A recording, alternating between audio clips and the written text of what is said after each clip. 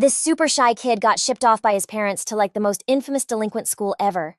He was totally bracing himself for some serious bullying, but plot twist, all the so-called bad kids were actually super chill and friendly. They were even fighting over who got to give him the grand tour. The whole place felt weirdly peaceful, and the kid started thinking maybe this wouldn't be so bad.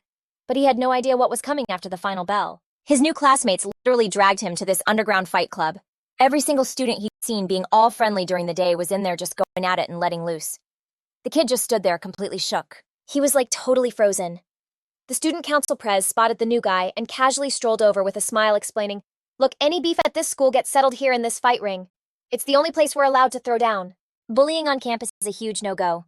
This way you get to have a normal school life, but you also get the rush of a real fight." And right after he said that, the prez straight up shoved him into the ring. His opponent, Kangini, the buff, undisputed king of the freshmen. Kangini was already charging right at him, looking way too excited about it. The new kid started sweating bullets. I mean, after a lifetime of being a total pushover, he was already scared stiff of these guys. In a total panic, he accidentally spit right in Kangini's face. The entire place went dead silent. Everyone was just stunned for a sec, and then the whole crowd just exploded with laughter. The kid was beyond humiliated, and that's how his welcome party ended.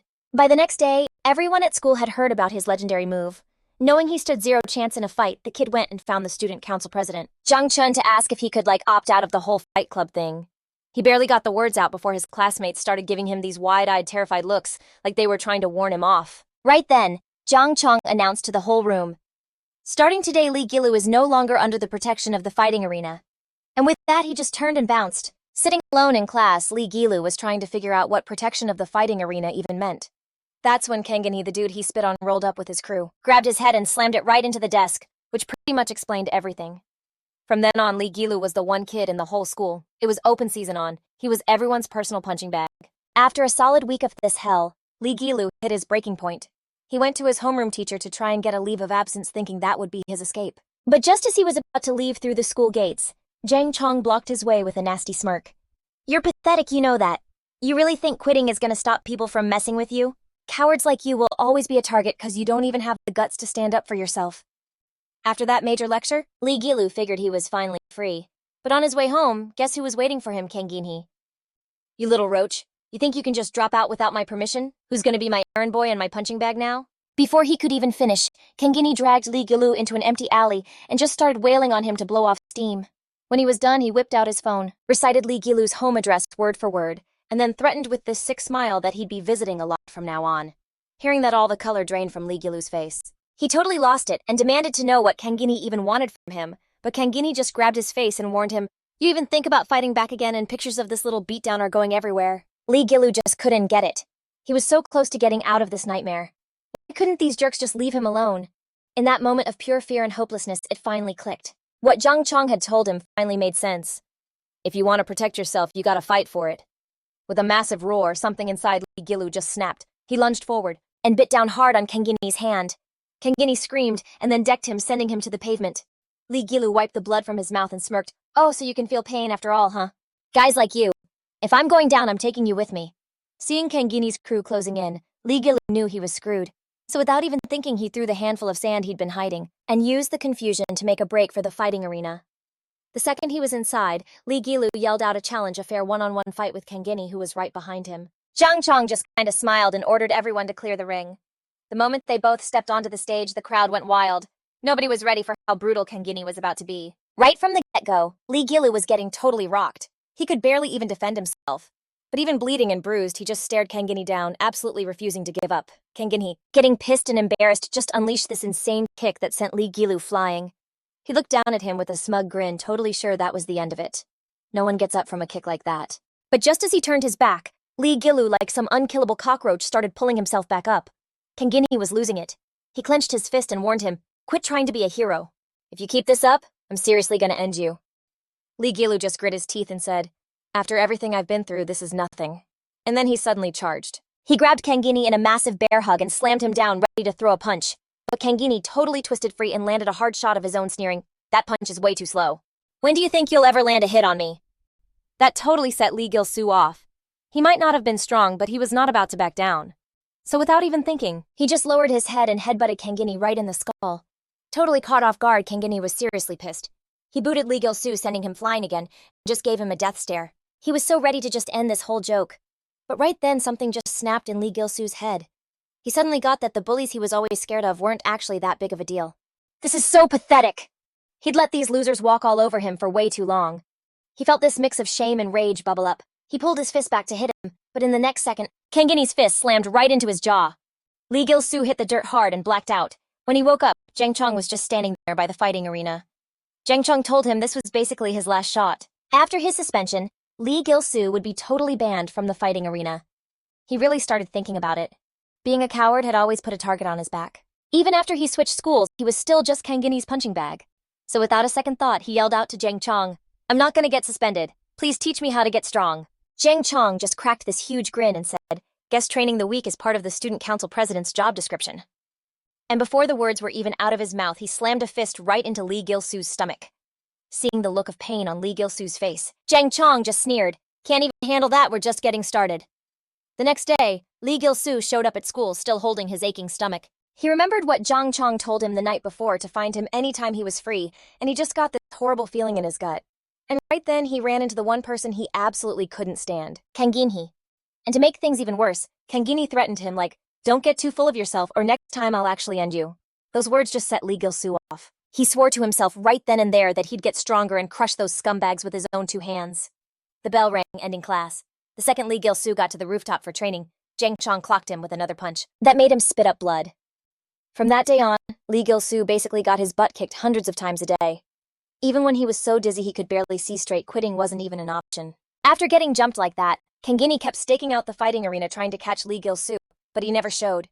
To Kangini, this was like Lee Gilu-soo was admitting he lost. So, he got this seriously messed up idea. If Lee Gilu-soo wasn't going to be his personal punching bag, he'd just use the no-refusal rule to drag all the spectators into the mess, turning the whole arena into his personal playground. Meanwhile, Lee Gilu-soo had no clue. He was just training like crazy during the day and pushing himself to the absolute limit at night, desperate to get back to the arena and face Kangini fair and square. Right then, this motorcycle came roaring toward him, scraping his arm. A second later, a whole biker gang was blocking his way. Their leader, some dude in all black, strolled forward with his hands in his pockets. "You messed up my precious bike. I'll cut you a deal. Just cough up 6 million. Lee Gilu-soo just stared at him like he couldn't believe it. Before he could even say anything, the guy in black slammed a fist right into his face. While the guy kept threatening him, Lee Gilu-soo suddenly realized he wasn't even a little bit scared. He threw the dude's arm off him and without even thinking swung a punch right at the guy's face. He was thinking, if I can handle a monster like Jang Chong, these thugs are nothing. But the next thing he knew, his wrist was caught in a grip like a vice. The guy in black just sneered like he was thinking, "Oh, was that supposed to tickle?" Lee Gilu-soo's face just froze. He started panicking, just swinging his arms everywhere. All he'd learned recently was how to take a punch, not how to throw one. In just a few seconds, the guy in black took him down with a flying kick. The dude even slipped on some brass knuckles, pulling back his fist to really teach him a lesson. Lee Gilu-soo felt completely hopeless. But out of nowhere, someone dropped down from above, slamming a knee into the guy's face and making his nose gush blood. When Lee Gilu-soo saw who it was, he was completely floored. It was Jin Do-il, the guy who took him to the fighting arena in the first place. Jin Do-il gave him a wave and a grin saying, "Knew that was you," before Lee Gilu-soo could even answer. He saw some guy in red trying to jump him. He dodged it fast, spun around and planted a punch right on the dude's face. That's when the main biker guy suddenly noticed that Jin Do-il was wearing a Yakman-gwan high school uniform. Realizing things were about to get bad, the leader grabbed his crew and took off cursing, "Just our luck running into a Yakman-gwan kid today." After that, he jumped on his bike and peeled out, leaving nothing but smoke. Jin Do-il tried to make Lee Gilu-soo feel better, saying, "Hey, don't feel bad about what just went down. The fact you even fought back in a situation like that is pretty awesome." When he heard that Lee Gilu-soo was getting special training from Jang Chong, he sounded super jealous. "Jang doesn't just train anybody, man. You gotta know how lucky you are." Right then, Lee Gilu-soo remembered how that biker gang just bailed, and he had to ask Jin Do-il what that was all about. Jin Do-il just smirked and was like, "Oh, that's totally normal. This place used to be a straight-up war zone for delinquents, like fights were breaking out everywhere." Everything flipped when Jang, our upperclassman, stepped up. Dude single-handedly cleaned up the whole school, created the fighting arena, and laid down the new law. Before him, it was a free-for-all, anyone could throw down whenever. Now all beef gets settled one-on-one in the ring by the book. But seriously, if the arena or Jang disappeared, this place would go right back to being a total nightmare. I mean, there are tons of people just itching for some drama. Little did they know trouble was already kicking off inside the fighting arena at that very second. Kangini sent his little goon Park Yongo in first. He was starting beef with the quiet kids over the dumbest stuff. And if anyone was too freaked to fight, he'd just throw the rule in their face. No one can back down from a challenge in the arena. And he'd just drag them into the ring to use as his personal punching bags. After Park Yango let off some steam, Kangini ripped his own shirt off getting ready to tag in. Right then, some dude with a middle part in the crowd laughed. Who'd even dare to fight Kangini? The words were barely out of his mouth before Kangini locked eyes with him. The middle part guy instantly started sweating bullets. He'd literally never even talked to Kangini. Why was he getting called out all of a sudden? Kangini sneered, I just don't like your face. What, you gonna chicken out like Lee Gilu? Out of nowhere, Zheng Chong stormed in looking like a total boss. When Zheng Chong called him out, Kangini played dumb, acting like it was all a big misunderstanding. He clapped back. Is there a problem? Pretty sure I'm not breaking any rules here? Zheng Chong's face went ice cold. He could see right through Kangini's BS, but he just gave him a light pat on the shoulder, like a low-key warning not to pull any stupid moves. And just like that, the chaos in the arena died down. For now. After that, Lee Gilu's training got back on track. But slowly he started to stop dodging Zheng Chong's brutal punches and even started throwing some of his own. He was figuring out that if he actually wanted to win, he couldn't just be a target. Even if he missed every time, it was way better than just taking a beating. Right then, Zheng Chong suddenly stopped, a crazy grin spreading across his face as he told Lee Gilu to come with him. They ended up at this rundown little shack. Lee Gilu creaked the door open and saw this human-shaped punching machine just sitting in the middle of the room. Zheng Chong immediately got into his fighting stance. All right, this is phase 2 of your training. Pay attention. I'm only showing you this one time. He said, his feet moved like lightning, shot out a quick jab, then twisted his whole body into it for max power. Then bam, he slammed a heavy punch right into the dummy. The machine literally started smoking. Lee Gilu's jaw dropped. Feeling all hyped up, he copied the moves and threw a punch at the dummy's chin, but nothing. The score on the machine didn't even move. Zheng Chong followed up with another massive hit, and only then did the score tick up from 1 to 2. Pointing at the machine, Zheng Chong said, This thing's a piece of junk. It only counts a hit if you actually put some power behind it. So until you hit 9,999 points, don't even think about coming back to me. After that, Lee Gilu spent every single break just practicing his punches over and over. And because of that, he was always starving. One day, while he was inhaling bowls of rice, Park Yango just appeared. He intentionally slammed his tray right on top of Lee Gilu's head, then acted all fake and patted him on the back like they were best buds. Lee Gilu was so pissed he was seeing red. He shot up, grabbing Park Yango's arm in a vice grip. But Park Yango just kept running his mouth, and Lee Gilu was trying with all his might to hold it together. He remembered what Zheng Chong told him. Don't step in the ring until your training is done. But these guys were already breaking the rules, straight up messing with him outside the arena. Lee Gilu had had enough. He clenched his fists, ready to forget all about that order. But right at that moment, Jindu-il came flying in and smashed his own tray right into Park Yango's face. You punk, don't you know when to quit? Seeing Park Yango about to lose it, Jindu-il just flashed a grin and said, Whoops, my bad. This isn't bullying or anything. My hand just slipped. Then Jindu-il's whole vibe changed, getting dead serious as he challenged Park Yango to a fight that night. Lee Gilu felt kinda bad, like he'd dragged Jindu-il into his mess. But Jindu-il just shrugged it off, saying he wasn't throwing down with Park Yango for him. He just couldn't stand watching those guys mess up the arena. Lately, Kangini's crew had been picking on the weaker kids, just beating them down for no reason. And if the victims got scared, they'd use Lee Gilu as a threat, bringing up how he bailed on the arena's initiation. When Lee Gilu found out what was really going on, he was so mad he could barely see straight. But it also didn't make sense. Why did Jindu-il care so much about the arena? A guy with his skills didn't need it. When he asked, Jindu-il opened up about his past, something he never talked about. When he was a kid, he was overweight and super shy, and he got bullied for years. Then one day, some random guy saved him and gave him a flyer for a boxing gym. That one moment changed his entire life. Turns out the guy owned the gym. From that day forward, the owner trained with him every single day. He learned how to use his fists, and just like that, the bullying stopped. To him, the arena is supposed to be a place where everyone gets a fair shot. No bullies allowed. Zero drama. That's the world he's fighting for. So that night, Jindu-il and Park Yango finally stepped into the ring. The ref gave the signal and is super cocky. Park Yango threw the first punch, but Jindu-il dodged every single swing like it was nothing. Before Park Yango could even blink, boom, Jindu-il landed a solid hit. Park Yango was totally stunned. Dude was way faster than he thought. Was this guy like a pro boxer or something? But then Park Yango realized Jindu-il's punches were fast but had no power, like getting hit with a pillow. His confidence came rushing back and he dropped into a low stance, ready to drop a killer shot to Jindu-il's gut. But plot twist, Jindu-il's fist was even quicker, slamming right into Park Yango's chin and sending spit flying. Turns out the whole thing was a setup by Jindu-il. He was totally playing weak, baiting Park Yango into getting cocky, and then bam, he dropped the hammer. Up in the stands, Lee Gilu was losing his mind with excitement. Jindu-il was a straight-up beast. But then some dude behind him muttered that Park Yango had a perfect record and this fight was far from over. Suddenly, Lee Gilu got this super bad feeling. Back in the ring, Park Yango went totally wild, throwing everything he had, but he just couldn't land a single punch. Jindu-il sent him flying with one clean hit. Jindu-il was looking all smug, but then Park Yango cracked this creepy smile, stumbled back to his feet, and snapped his left leg up, switching up his whole stance. Jindu-il knew right away it was a kick. He tried to counter with the same move, but a crazy jolt of pain shot through his leg. Realizing he was in trouble, he backed off fast. That's when Park Yango's face totally lit up. He raised his leg again and let loose with his ultimate kick. Jin Do-il felt like he got slammed with a steel pipe and went down hard. This dude's power was just insane. Park Yango didn't let up, and when Jin Do-il threw his arms up to block the kick, landed so hard you could practically hear his bones crack. His arms went totally numb, and just like that, he became Park Yango's personal punching bag. He couldn't find a single opening to fight back. All he could do was watch that leg hard as iron swing at him again. Finally, Jin Do-il was completely out of it. Just as Park Yango was about to land the finishing blow, the ref jumped in, blocking the kick just in time. Inspector Hyun Gunheng looked seriously ticked off and announced, "He's out. You touch him again, and it's a foul." Park Yango had to stomp out of the ring, but not before he shot some trash talk at Lee Gilu. "Hey, long time no see chicken. You're next on my list." After the fight, Jin Do-il was totally crushed, feeling like his loss just gassed up the other crew's ego. Lee Gilu tried to cheer him up.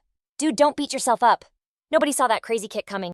After dropping Jin Do-il off at his place, Lee Gilu made a quick excuse and bounced, heading straight for that little shack. He knew he had to level up and fast. Seeing his boy get wrecked while he couldn't do anything, that feeling was the absolute worst. So even if he had to fail 1,000 times, he was going to make it happen. Little by little. Lee Gilu realized he was too light, no real power behind his hits.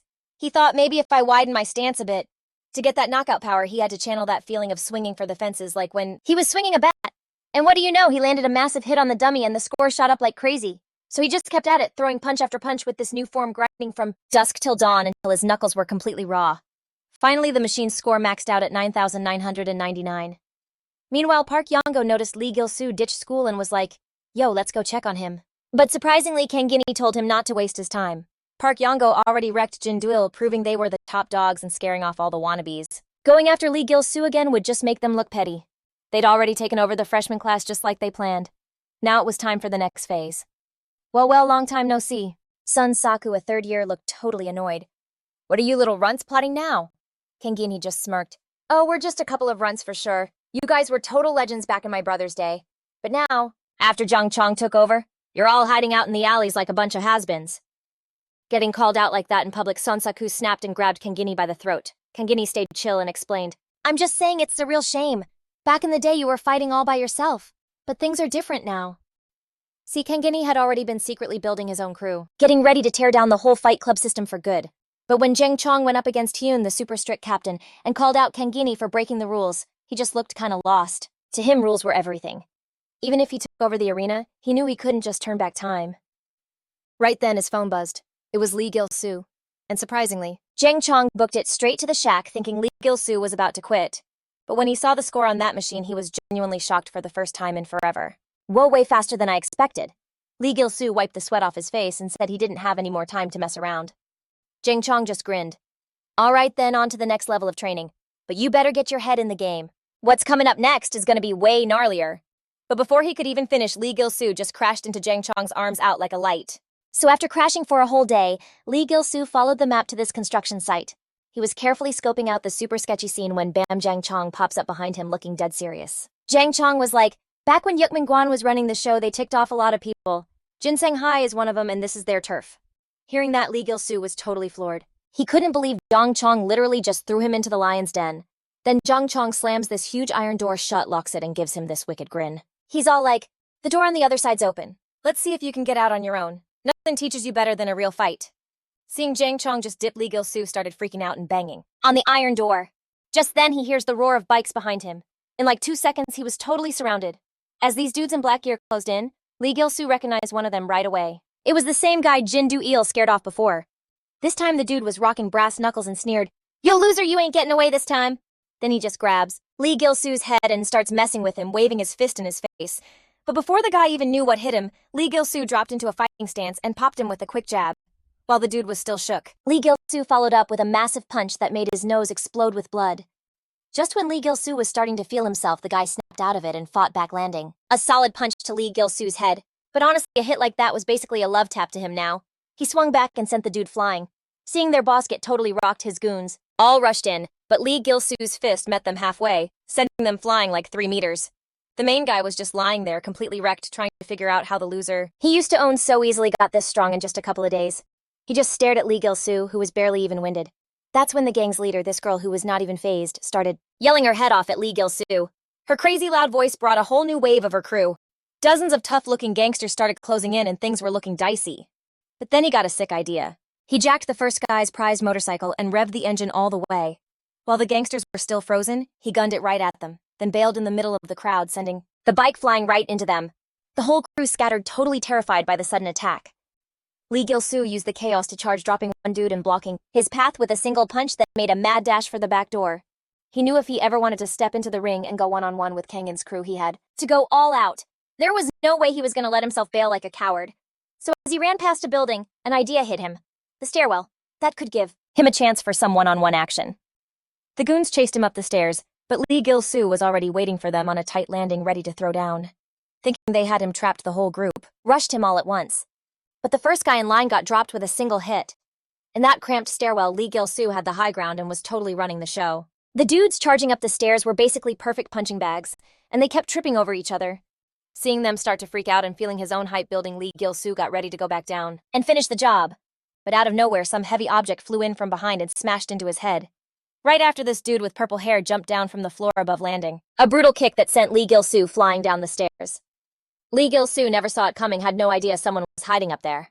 He tried to swing back, but his opponent was crazy fast, landing another kick to his head first. The insane pain told Lee Gilu this guy was on a whole other level. Seizing the moment, the purple-haired dude yelled to his crew, "You've got 10 minutes to take him out." Hearing that, the goons swarmed him, just kicking and wailing on Lee Gilu while he was down. But the dude was built like a tank, so their hits barely even registered. He knew he couldn't just overpower them, so he used all his strength to break free and bolt downstairs. Just as the purple-haired guy was about to dip, Lee Gilu lunged, headbutted him, and got him in a headlock, then rolled away to finally get some space. The insane fight had him totally amped up. He bolted out of the building, and just as he was about to hit the back door, a motorcycle suddenly revved up right behind him, blocking his escape. And what was even crazier, the bike was dragging the dude in black he'd already knocked out. Facing a totally shocked Gilu, the boss Hwang Hyuk-jin licked his lips and was like, "So you took out all my worthless scrubs, huh? You're actually kinda cute. And I just love messing with cute little things like you." He barely got the words out when the goons Lee Gilu had ditched earlier finally caught up, cutting off his escape route. The purple-haired guy saw Hwang Hyuk-jin and immediately got all nervous, puffing out his chest and promising he'd deal with Lee Gilu for stepping on their turf. But Hwang Hyuk-jin's eyes went ice cold as he warned them, "He's mine. You're all a bunch of clowns. I'll deal with you later." The dude with the purple hair went totally quiet. Meanwhile, Lee Gilu was staring down this creep, sizing him up. He was like, "I might have a shot." Decision made. Lee Gilu just charged in without a second thought. But plot twist, Hwang Hyuk-jin dodged it like it was nothing, and came back, hoisting Lee Gilu up with just his hands and slamming him onto the ground. That hit was nasty. Lee Gilu coughed up blood right there. But before he could even get a breath in, Hwang Hyuk-jin grabbed him with one hand and yanked him back up. He locked his arms around Lee. Gilu lifted him off his feet and pulled a 180-degree slam, smashing his head into the floor. The pain was so bad, Lee Gilu almost blacked out. The other guys were about to laugh, but then they broke out in a cold sweat. They all knew Hwang Hyuk-jin was about to do the same thing to them. Hwang Hyuk-jin was tightening his grip on Lee Gilu's neck, lifting him up, when suddenly Lee Gilu kicked him right in the face and taunted, "Yo, shorty, you're always calling people cute. But for real, you're the cutest one here." Hwang Hyuk-jin was shook. He couldn't believe someone actually had the guts to call him cute to his face. The other goons nearby were trembling, totally sure Lee Gilu was about to get absolutely wrecked. The story goes that Hwang Hyuk-jin got bullied for being short when he was a kid, so calling him cutie was a huge no-no. Otherwise, things would get real ugly. Just then, Hwang Hyuk-jin suddenly let go, putting Lee Gilu down. Lee Gilu balled his fists, ready for a comeback. But before he could move, Hwang Hyuk-jin lunged again, pinning him to the ground and locking his neck up tight with his legs. Lee Gilu could barely breathe, trapped like he was being squeezed by a giant python, totally unable to move. Then, Hwang Hyuk-jin grabbed his head and just started wailing on him. Seeing Lee Gilu lying there, basically knocked out, Hwang Hyuk-jin stuck his tongue out like a total punk and was like, "Still think I'm cute?" Just then, as he was about to black out, Lee Gilu somehow managed to get Hwang Hyuk-jin up on his back. All those tough years gave him the power to use every last bit of his strength. Hwang Hyuk-jin slipped around behind Lee Gilu and put him in a rear naked choke. As the choke got tighter, Lee Gilu felt like he was suffocating 100 times worse than before. In just a few seconds, he blacked out and hit the floor. Hwang Hyuk-jin was grinning, super hyped about his win. Then he stood up and started dragging Lee Gilu off to mess with him more. But to everyone's surprise, Lee Gilu's eyes snapped open. Turns out he was bullied as a kid, and the thing he practiced most was the choking game. He figured out later that as long as he kept a finger's width of space to protect the artery in his neck, he wouldn't actually pass out. While getting dragged, Lee Gilu felt a rock grabbed it and swung his fist with all his pent-up anger. Using the moment Hwang Hyuk-jin stumbled, Lee Gilu scrambled like crazy for the back door. He was just about to get away when a furious Hwang Hyuk-jin charged right after him. He was about to get caught again when all of a sudden, Jung Chong appeared in the doorway, giving off this seriously scary vibe and blocking the exit like some final boss. He warned Hwang Hyuk-jin, if you touch him again, you're taking on every single student in Yukman-gwan. You'd think that would stop him, but Hwang Hyuk-jin got even more amped up. I've been wanting to throw down with you for a long time. He stuck his tongue out, looking super confident, and charged, only to run face first into Jung Chong's fist, which sent him flying back into the room out cold. Watching Lee Gilu walk out the iron gate, Jung Chong gave a satisfied smile. Now all that's left is the final special training. Find me on the roof tomorrow. But the next morning, as soon as Lee Gilu got to school, he saw Park Yongo hassling Jin Do-il. He ran over to stop it, and having had enough, called out Park Yongo, "Meet me in the arena after school. I'm fighting you." Park Yongo couldn't believe this kid was calling him out so boldly. He just sneered right there. "I'll teach you what the real world is all about." Night came fast and the arena was packed. The energy was more insane than ever. In the ring, Park Yongo had been waiting for a minute. Seeing Lee Gilu was still a no-show, he scoffed. Did he get scared and bail?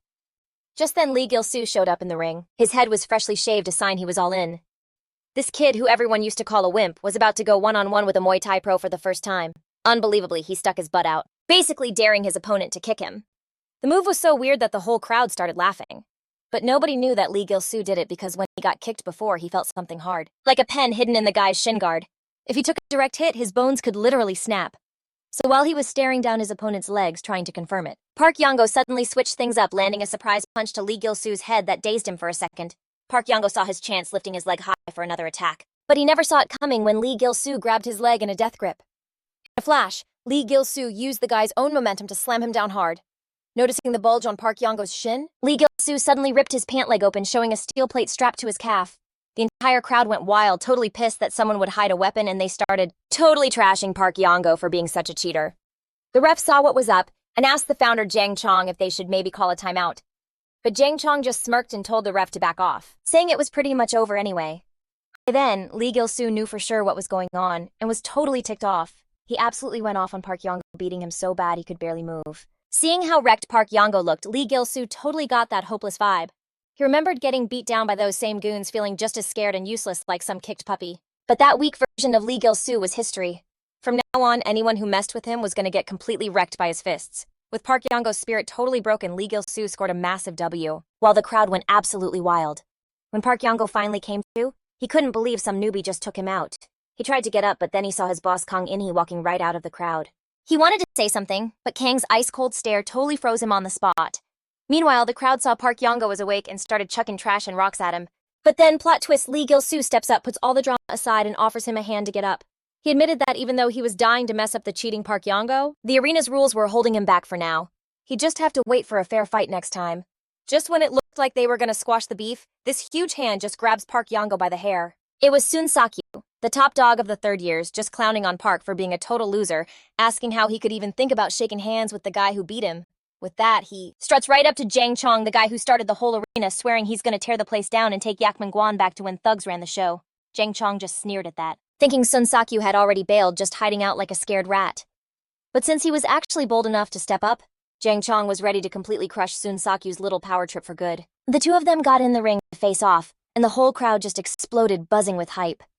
Lee Gilu was super confused and asked Jin Do-il what the deal was, and that's when he found out that before the arena was even a thing, Sun Sakyu was the only dude who could even come close to challenging Jang Chong for the title of Yakman-gwan's top fighter. As soon as Sun Sakyu finished his warm-up, he just blitzed forward, throwing the first punch. In like a second, the impact of their power sent out this insane shockwave, knocking the closest people right off their feet. When the dust cleared, Sun Sakyu realized he hadn't even laid a single finger on Jang Chong. Totally furious, he just unleashed a crazy combo of attacks. Lee Gilu was floored. Like, even though Sun Sakyu was a huge dude, his moves were lightning fast. He couldn't help but ask Jin Do-il, all worried, "Yo, what happens if Jang Chong loses?" Jin Do-il's face got super serious.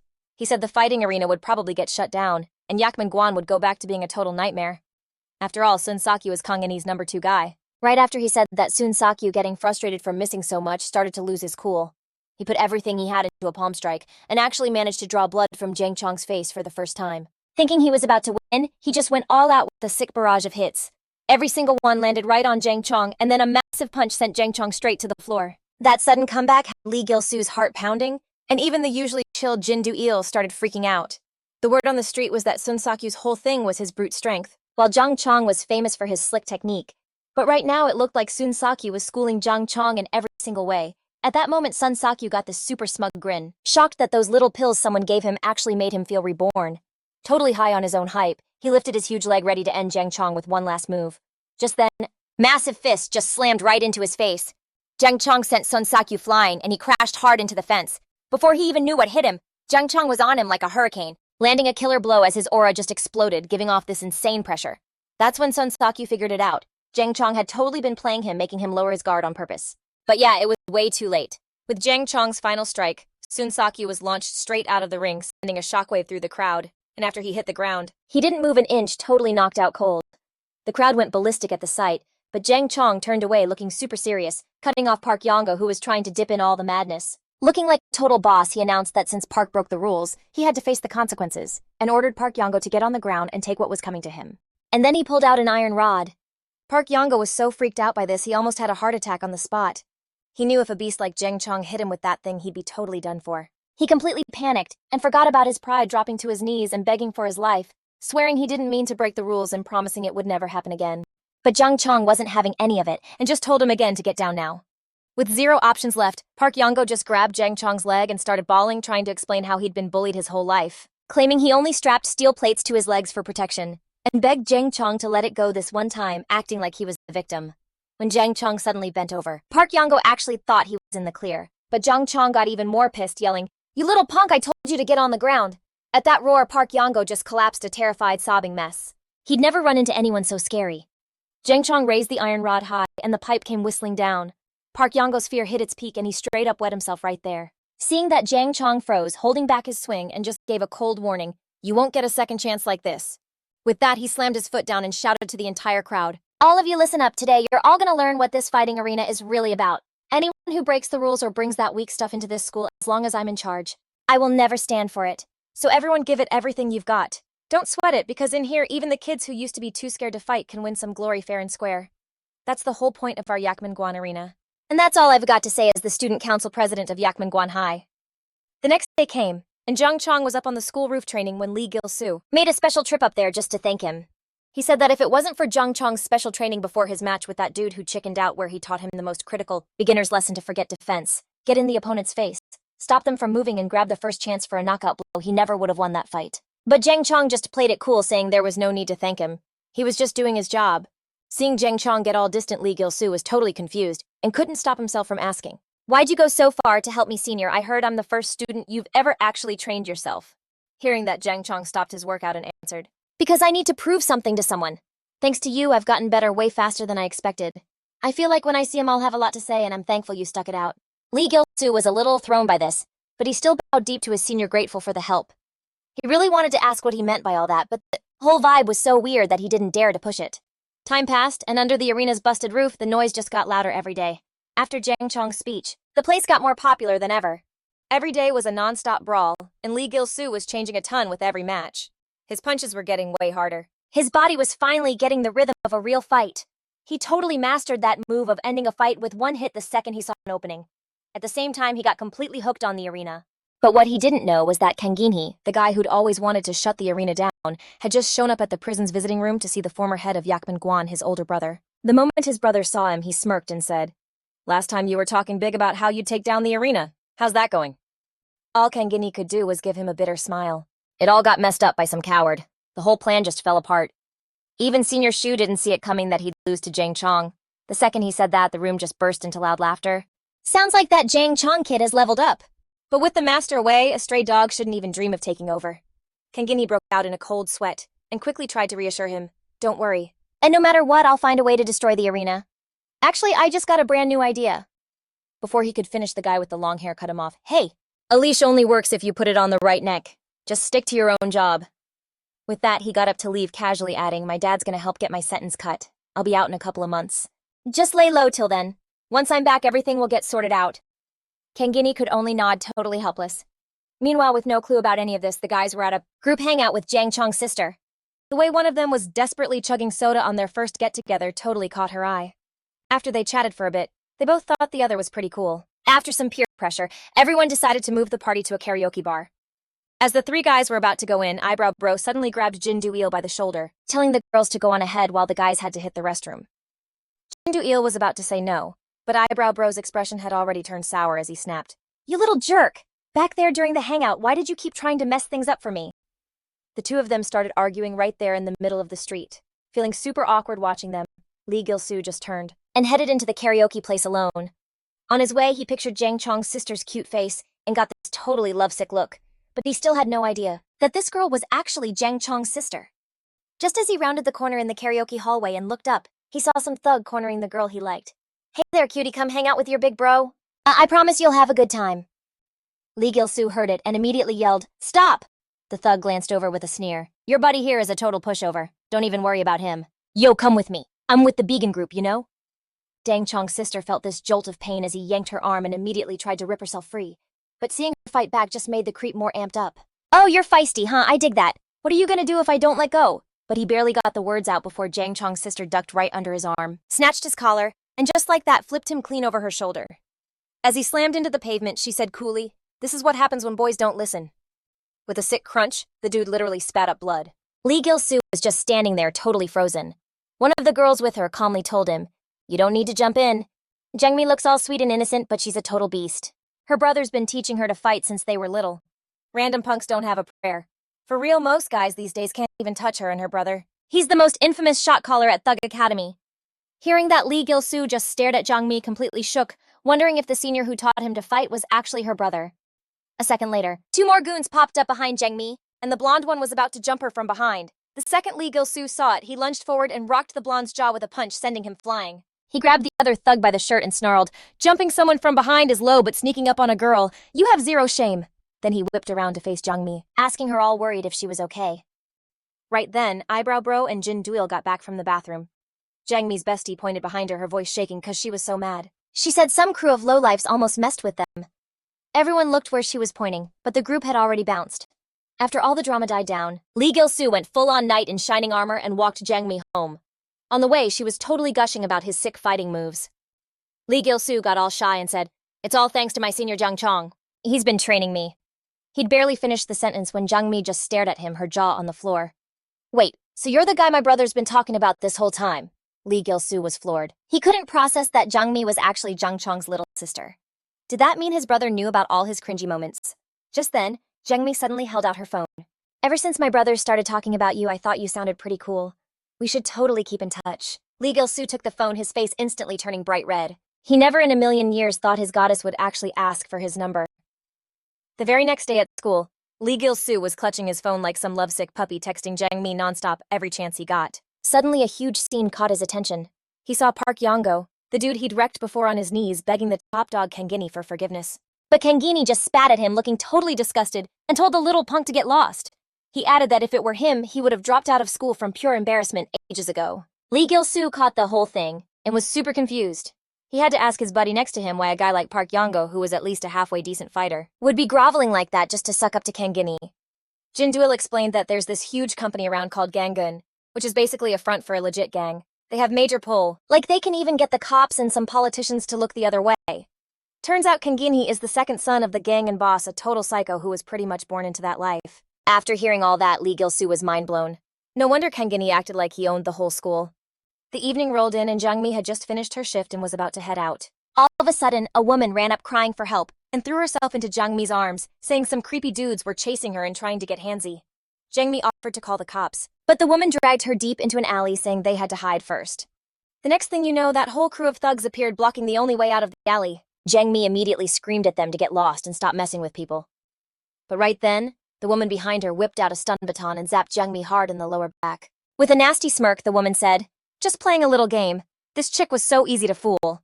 The moment Jangmi realized the woman was with them, she was absolutely furious. But after getting shocked, her body was completely locked up. She couldn't even move, let alone fight back. All the thugs started grinning in this super gross way. The one with the scorpion tat on his face was none other than the Began group's main enforcer, Han Jae, who flashed a predatory smile and said, Hey there, pretty girl. Wanna come have some fun with me? At that moment, a familiar face leaned in and added, I told you I'm with the Began group, but you had to go and act tough. Now you'll see how our boss handles people like you. It finally clicked for Jangmi that this was the same crew that had messed with her before, and they were back for revenge. Han Jae suddenly grabbed a wooden club, swinging it around like a psycho ready to get his payback. Feeling the danger, Jungmi used every last bit of willpower she had to force herself to stand up. As the club came swinging down, she barely managed to dive out of the way. The woman nearby was actually surprised. Not bad. You got some moves, but a pretty little toy can always be played with a little rougher. No big deal. And with that, she cranked up the stun baton again, zapping Jungmi until she was totally out cold. She even gave her a few extra jolts just to be sure. Then she started begging Hanju, asking if she could mess Jungmi up a bit, to teach her a lesson. But surprise, Hanju's whole vibe changed his eyes, turning ice cold and vicious. You think this is a game this girl's valuable? Nobody lays a finger on her. Just like that, he turned to his crew, telling them to bag Jungmi up and take her back to their hideout like right now. But just as they were about to dip, someone exploded onto the scene out of nowhere. This new guy threw a punch that literally sent one of the goons flying. Everyone just froze. It was Lee Gilu, looking super ticked off, his eyes locked on the crew. He was there because like 30 minutes earlier, Jungmi had told him she was heading out to a singing gig. Lee Gilu wanted to tag along, but then she sent him this super weird text. He got a bad feeling and totally booked it over there, only to show up a split second too late. Just then, some dude in a red shirt yelled out, "Boss, that's the guy. He's the one who gave us trouble at the karaoke spot, and he's a student from Yukmangwan." Hearing that, Hanju got this wicked grin on his face, looking completely unhinged. He'd been itching for a chance to deal with that troublemaker from Yukmangwan, but he never thought his target would just walk right up to him. Some chubby wannabe charged forward trying to look tough, but Lee Gilu dodged him like it was nothing and landed a punch that made the big guy taste blood. Next thing you know, goons were coming at him from both sides. Lee Gilu shoved one away, then blocked a flying kick with his arm. He ducked low and shot an uppercut right into the other guy's jaw. He realized these guys were even bigger lightweights than the crew at Yukmangwan. It didn't matter how many of them there were, he knew he could win. But just as he booted the red shirt guy into next week, a wooden bat came swinging right for his head. If he hadn't had lightning-fast reflexes, his face would have been totally wrecked by the bat's spikes. He knew right then that this blondie played for keeps, and he had to be smart. So instead of rushing in, he just chilled and waited for an opening while the guy kept attacking. The second he saw a weak spot, Lee Gilu leapt up, shattering the bat with a kick, and then just unloaded a storm of punches, backing Hanju into a narrow alley. But just as Lee Gilu was totally zoned in on the fight, Hanju pulled a dirty move and tripped him. Lee Gilu totally lost his footing and fell right into some girl's arms. The super awkward moment lasted for a whole 2 seconds before he snapped out of it and rushed to explain it was an accident. But what was wild was when the girl saw him blushing, she actually thought it was kinda cute. All excited, she raised her stun baton, wanting to give him a little love tap. Just as the zapper was about to hit Lee Gilu, Jungmi popped up out of nowhere and kicked the taser right out of the woman's hand. The woman was shocked, like, "Whoa, weren't you just knocked out? How are you even on your feet?" Jungmi waved a piece of wood in her hand like a trophy. "Duh, it's 'cause I had this little secret weapon." Turns out when Hanju came at her with the bat earlier, a piece of it had snapped off and landed right where she could grab it. Before the girl could make another move, Jungmi had secretly stashed the wood under her shirt, using it to block the electric shock. Right then, Lee Gilu and Jungmi decided to team up against the crew. Seeing them together, Hanju just sneered, "I was trying to keep this low-key, but you two are really asking for it." But before he could even finish, Lee Gilu charged him, clocking him right in the forehead and following up with a solid punch to the face. In just a couple of moves, he sent Hanju flying into a huge pile of trash. Lee Gilu figured it was an easy win, but then he heard this chilling laugh behind him. Hanju climbed out of the garbage, totally mocking him. "Is that all you got? I haven't even started trying yet." With that, he popped some kind of pill and launched himself at Lee Gilu with insane speed. Hanju threw a heavy punch that caught Lee Gilu completely off guard. He took a knee to the chin and instantly became a human punching bag, his face getting totally messed up. Right when Hanju thought he had it in the bag, he saw Lee Gilu just freeze. Before he could even blink, Lee Gilu snatched him by the throat and just started wailing on his stomach over and over, watching Hanju dangle from his hand like a helpless little bird. Lee Gilu didn't even hesitate. He slammed his head into Hanju's with some serious force. Furious Hanju started wrestling with him, and they were just a tangled mess. He couldn't believe this. Dude fought even harder than someone who was all juiced up. Finally, with a crazy yell, Lee Gilu balled his fist and sent Hanju flying a few yards with one massive punch. Then, looking down at the knocked-out Hanju, Lee Gilu spit out some blood. "Jerk. You really thought I was your personal punching bag?" He'd barely finished the sentence when he heard Jungmi clapping behind him. "Nice job, wrapping that up." Before Lee Gilu could even process, Jungmi grabbed the woman by her collar, looking seriously scary as she demanded to know why she'd been lied to. Totally freaked, the woman waved her hands, explaining she only did it because the Begzan group paid her to. The second he heard the name Begzan group, it all clicked for Lee Gilu. So that time at the karaoke bar, they'd already started beef with this crew. Determined to get the full story on the Begzan group, Lee Gilu threatened the girl. "You better spill everything or you're not walking away from this." Totally freaked out, she spilled the tea on everything. Turns out Begzan group was this high school crew that just blew up out of nowhere about 6 months back. And even though there were tons of rough crews around, all the top dogs were tripping over themselves to join Vegan Group, so they got huge like super fast. That's when Hanju paid her to set up Jungmi, all part of his scheme to snatch a few kids from Yukmingguan and score a spot with the 5 dragons. Because Vegan Group pretty much ran all the schools in the area, the only place left was the north side where Yukmingguan was. So after she finished talking, she tried to stumble away, basically saying she'd said her piece and was bouncing. But she barely took a few steps before her coat got yanked back hard. With a totally psycho look on his face, Jungmi asked where she thought she was going, telling her he wasn't done yet. Then he just went off on her. After he finally let it all out, the two of them headed home together. Lee Gilu felt super guilty about what went down that night. He was convinced Vegan Group's real target was Yukmingguan, and that poor Jungmi got dragged into the whole mess because of it. But hey, no matter how cocky those dudes got, they could never touch Yukmingguan as long as Jang Sr. was running the show. Hearing that, Jongmi totally cracked up, saying her big bro was really something else. But Lee Gilu was just as awesome. Thanks, I seriously owe you like 2 times over now. Lee Gilu just gave a small smile, so glad that he'd managed to save Jongmi. Meanwhile, in another part of town, Hanju and his crew were getting dealt with one by one.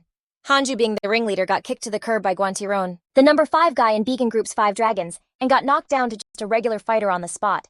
Staring at Hanju's totally hopeless face, Guantiron just smirked and said, "Hey, being a fighter is kind of fun. See ya in the arena." At the same time across town, the Thunderstorm crew had just scared off a bunch of wannabes who were trying to join them. But the boss, Gongjin Sip, looked even more stressed out, all thanks to Vegan Group. They couldn't even recruit any decent new guys. Seriously, how were they supposed to survive this? And that's when an unexpected guest, Park Yango, just shows up. A couple of the guys immediately started cussing him out, calling him garbage and asking how he had the nerve to come back. Park Yango didn't even flinch. With a smirk, he said he was there for an interview, and that compared to those cowards who just took off, he was way more talented. Gongjin Sip stormed over, totally radiating bad vibes. "You've got some serious nerve. Why should I take back a traitor who bailed on us?" He reminded Park Yango coldly that he'd already failed the character test. But Park Yango was even more intense. "You can make me do anything, no matter how dirty or nasty it is. I'm ready for it."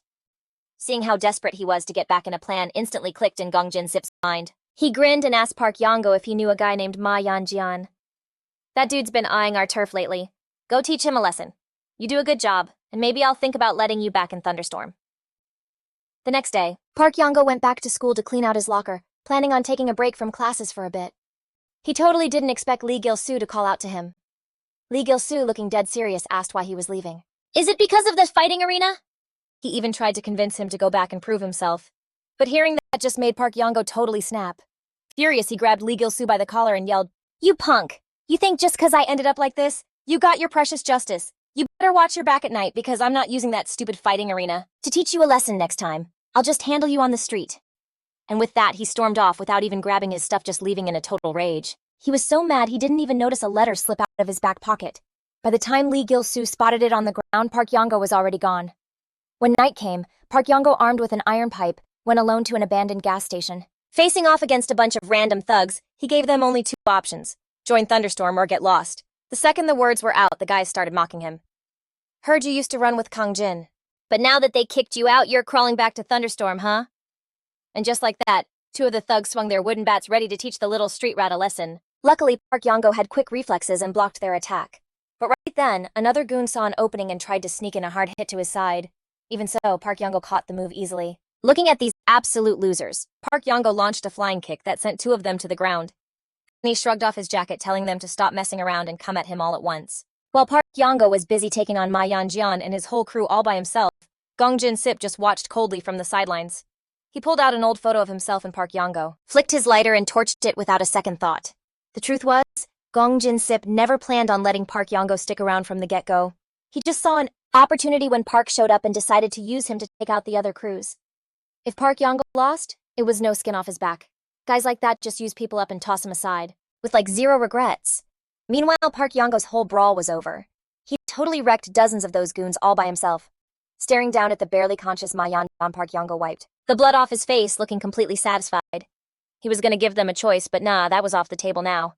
He booted Ma Yanjian square in the face, sending him tumbling, and told him to never cross his path again. A little while later, Park Yango was back with Thunderstorm, and the gossip at school started flying that he was gonna roll up to Yukmingguan and mess up anyone he had a problem with. When he heard the rumors, Lee Gilu was kinda shook, not expecting Park Yango to ditch school so fast. But for Jindu Il, it was no big surprise. He only ever came to school to try and get Kang Jin Hai's attention. Now that she'd totally shut him down, it was just a matter of time before he bounced. Besides, he was always a total loner, not a single friend to his name. Lee Gilu got lost in thought, suddenly remembering that letter Park Yongo had dropped. He used the sender's info on the envelope and found Park Yongo's childhood friend, Jang Hai. Lee Gilu explained he just stumbled upon the letter, and since he didn't have Park Yongo's home address, this was the only way he could think to get it back to him. But she admitted she couldn't give it to Park Yongo in person either. Ever since he left the orphanage, the only address she had for him was the school's. That's why she always sent letters there. Lee Gilu was seriously shocked to hear that Park Yongo grew up in an orphanage. Jang Hai looked super sad and said softly, "I grew up with Yongo Oppa. We were both orphans. When I was a kid, the older kids were always picking on me. Every single time, Yongo would show up like some kind of hero and run the bullies off, but the good times didn't last. When kids at school found out Yongo was an orphan, they started messing with him right out in the open. To protect himself, Yongo started hanging with the Thunderstorm crew. After that, he was just gone for a super long time. When he finally came back to see us, he was a completely different person, all full of life and confidence, and he brought like a mountain of gifts for the orphanage. At first, the new him kind of freaked me out, but seeing how much he still adored the younger kids, I knew that deep down, Yongo hadn't really changed at all." As she said this, Jang Hai's face got all cloudy with worry. In the past, Park Yongo would come see them every single month, and he always brought gifts. But he hadn't stopped by lately, and she realized it was because he'd dropped out of school. Just thinking about it, Jang Hee couldn't stop the tears. She clutched the envelope and just started sobbing. She was genuinely terrified that one day the Yongo she remembered would be gone, replaced by someone she didn't even know, someone scary. Watching her, Lee Gilu felt this heavy ache in his own chest. That night on the rooftop of the Thunderstorm house, Gong Jin-sip was holding a wrench, brutally schooling the guys who'd failed their mission. When he was done, he patted Park Yongo's shoulder, telling him he was still as sharp as ever for taking care of Ma Yanjian on his own. Then he grinned and said, "With this, we're even for you betraying us. But if you want to get back into Thunderstorm, you've got to pass some even crazier tests." Out of nowhere, Gong Jin-sip totally changed the deal. Park Yongo gritted his teeth, completely pissed. But this was the only path he had left. Forcing himself to stay chill, he asked, "Okay, so what do you want me to do?" Gong Jin-sip gave him a sly grin. "Didn't you say you'd do anything? Does that include taking someone out?" Park Yongo literally froze when he heard that. Seeing his reaction, Gong Jin-sip just burst out laughing. "Dude, you actually fell for that."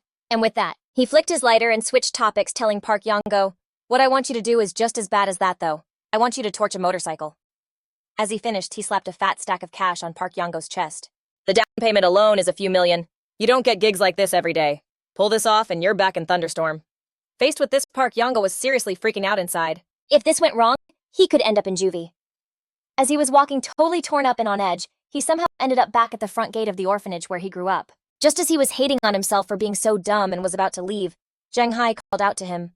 The two of them went over to the swings they always used to play on as kids. Jang Hai looked at him so worried and asked, "Can't you just come back to the orphanage, live with us like before?" Hearing that, Park Yongo just sighed.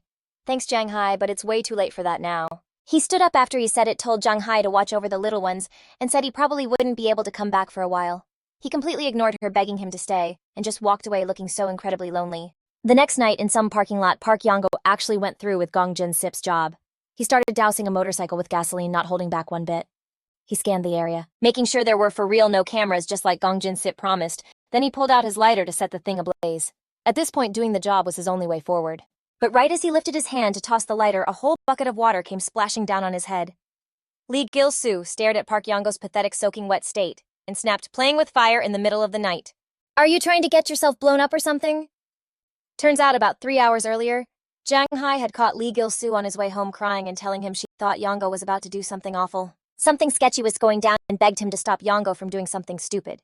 So to get the real story on what Park Yongo was plotting, Lee Gilu started chasing down the leads. Thanks to a tip from Jindu Eel, he tracked down the Thunderstorm gang's hideout. He found 2 goons on the roof and tried to get them to spill on where Park Yongo was. When the 2 refused to talk, he had no choice but to let his fists do the talking, finally beating the info out of them. And just like that, he managed to stop Park Yongo's seriously dumb plan. He got there right before a total disaster went down. But Park Yongo was so not happy about it. He grabbed Lee Gilu by the collar and yelled, "Do you have any idea what my life is like? Who are you to tell me what to do?" But Lee Gilu stayed totally calm and said, "You're right. I don't get it, but someone who believes in you asked me to help." That's when Park Yongo realized it was Hae Se-on. She'd been worried about him the whole time. Lee Gilu said it again. "I've always believed you're a good person, so don't mess up your own life." Parko was shocked that Hae Se-on would go that far for him. Just as he was about to drop the lighter and leave, Gong Jin-sok showed up out of nowhere with his crew. Turns out he'd been watching Park Yongo the whole time, secretly recording everything as Park poured gasoline all over the place. For the first time in his life, the underage Park Yongo tried to torch a place for the gang boss, only to have the whole thing get filmed by the other side. Gong Jin-sok's big plan was to frame this lost kid for arson and send him straight to juvie. As the lighter was about to hit the gasoline, some dude flashed by and kicked it away. It was Jin Do-il with Eyebrow Bro right behind him. They got there just in time, all thanks to Lee Gilu thinking ahead. On his way to stop Park Yongo, he'd called Jin Do-il and Eyebrow Bro for backup. If he hadn't done that, Park Yongo's life would have been completely over. At that moment, Eyebrow Bro was giving the gang boss who made him ditch his date a death glare, totally fuming. He balled up his fists and charged ready to teach these jerks a lesson. But to his surprise, the second he threw a punch, he almost shattered his own hand. The guy's arm was protected by an iron shield. With just one hit, Eyebrow Bro was knocked flat on his back. Seeing that, Jin Do-il immediately tried to jump in and help, but someone blocked him before he even took a step. Without even thinking, the guy launched a crazy fast attack. Jin Do-il was about to fight back when his face suddenly got slashed. He froze for a second, then realized the dude's gloves had hidden blades that popped out. Watching all this go down, Lee Gilu was just stunned. He never imagined these thugs could be so low. Even the guy coming for him was swinging 2 iron canes, muttering something in Japanese that he totally didn't understand. When the Japanese thug charged, Lee Gilu instinctively threw up his arm to block, but the power behind the cane was unreal. With just one hit, Lee Gilu felt like his organs were being rearranged. Blood poured from his mouth, and after getting hit in the back, he crashed to the ground, completely unable to fight back for a minute. Seeing this, Gong Jin-sok just sneered at Yongo. "Your friends look like they're in some serious trouble. Staying out of it is probably your best move, don't you think?" Before he even finished, Park Yongo landed a sick kick on him. But to his surprise, the second his foot connected, he got a really bad feeling. Gong Jin-sok's jacket slid off, showing a bulletproof vest underneath and brass knuckles on both of his hands. He had obviously come ready for a fight. Park Yongo saw the smug look on Gong Jin-sok's face and unleashed his most powerful leg technique, but the move had absolutely no effect on him. Instead, he used the opening to knock Park to the ground with a single punch. Meanwhile, Eyebrow Bro was barely hanging on. His arms were totally numb from blocking so much. If this kept going, he was going to be completely useless.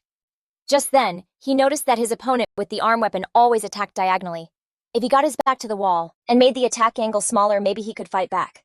So he immediately scrambled up against the fence. And for real, seeing this, his opponent was totally confused and couldn't find an opening. On the other side, Jin Do-il was bleeding a ton from a cut Bullcut gave him.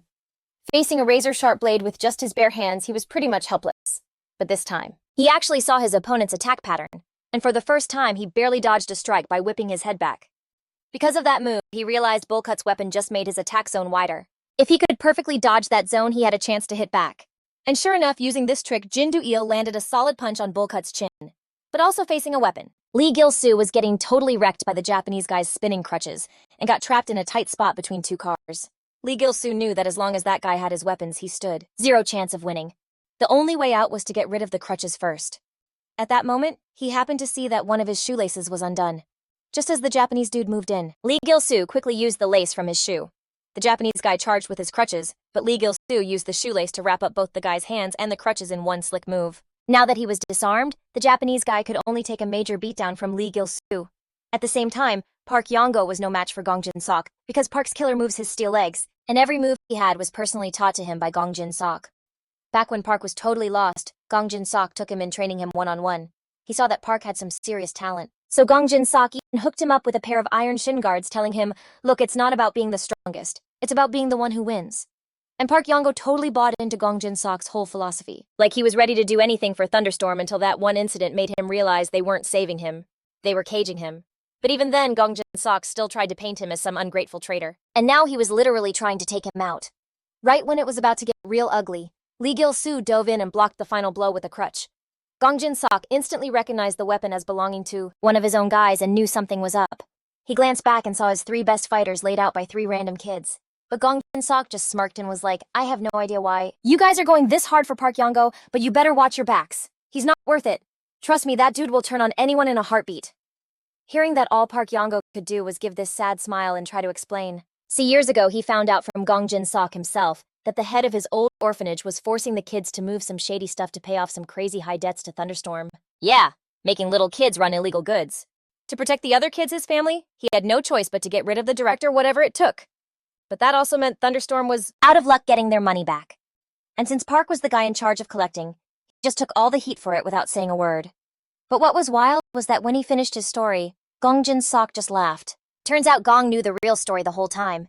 He knew Park Yongo chose to protect a bunch of defenseless kids instead of staying loyal to Thunderstorm.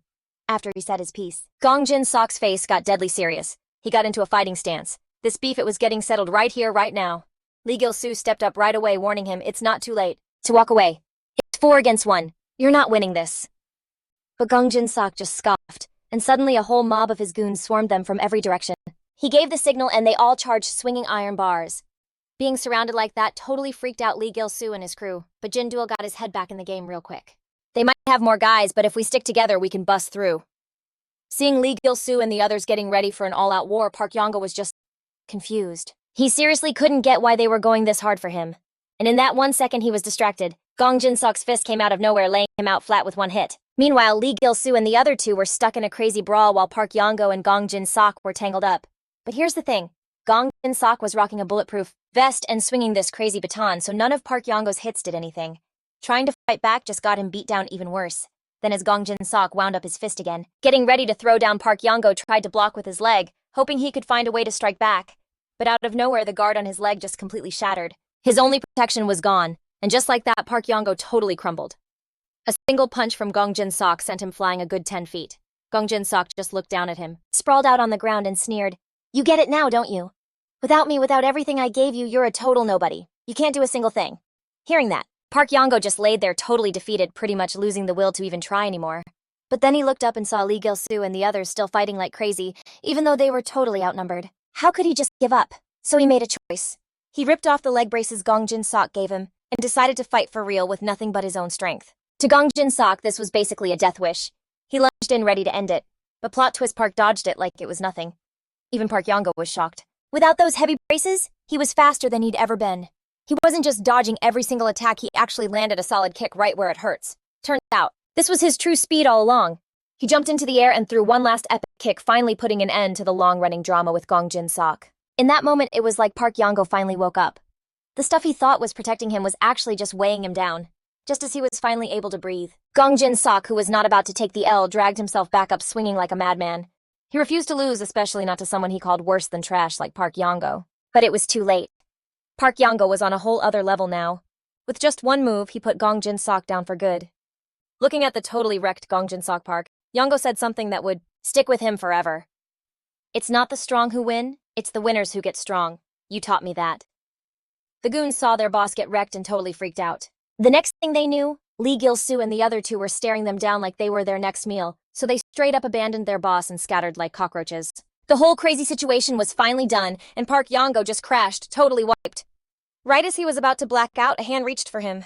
It was Lee Gilu who grinned and said, "Yo, you won, so get up already. You ditched the ankle weights, right? Your fighting was on a whole other level." Park Yongo just stared totally shocked because he realized the whole scene was a total replay of the day he lost to Lee Gilu. The only thing different last time, he couldn't take Lee Gilu's hand. He wasn't going to make that mistake again. But then, like a second later, he heard someone call his name. It was young Hiseon running straight for him with tears all over her face. Before Park Yongo even knew what was happening, she slammed into him with a huge hug. "Do you have any clue how freaked out I was?" Park Yongo just kind of patted her back gently, trying to calm her down. "It's okay, it's over now. I'm never going to make you sad again." So the next day at school, Lee Gilu totally panicked when he realized his wallet was gone, bank card, student ID, everything. And right then, he couldn't believe his eyes. Park Yongo, who was supposed to be out of school, was walking right back into class. The thing is, Park Yongo wasn't even planning on coming back. But last night, Hiseon was a total mess, begging him to just be his old self again. They even did a pinky promise on it. And since he promised, he had to show up. Park Yongo had barely sat down when Kenginhi rolled up with his whole crew. "So I heard you handled Thunderstorm. Which means I'm thinking about letting you back in. I mean, the gang standby team is your only real shot." But then, shocking everyone, Park Yongo just shot him down. "Nah, I'm gonna find my own way now." He used to think getting into the gang standby team with its dorm and meals was the best a guy with no family could get. He'd been on his own forever, and all he wanted was to finally fit in somewhere. But chasing that dream got him all twisted up, leaving him with just a bunch of fights and backstabbing. After all that drama, he finally figured out that the family he'd been looking for was right there the whole time. Seeing his Seon messing around with the younger kids, Park Yongo felt so happy he just opened his arms and pulled his real family into a massive hug. What totally threw him was seeing Lee Gilu, Jindu Il, and Eyebrow Bro there too. Hiseon invited them as special guests. In the middle of a pretty wild dinner, Lee Gilu just had to ask Park Yongo, "Hey, did you ever figure out that motorcycle thing?" Park Yongo was like, "I'm gonna pay for it as soon as I find the owner. No idea who it is yet, but I hear he's a big deal at school." Lee Gilu was confused. Is that the guy who went up against Thunderstorm? Park Yongo shook his head. Nah, this has nothing to do with them. Thunderstorm messed up and got what was coming to them. Turns out big crews like Gang Gang used to hire Thunderstorm to do their dirty work.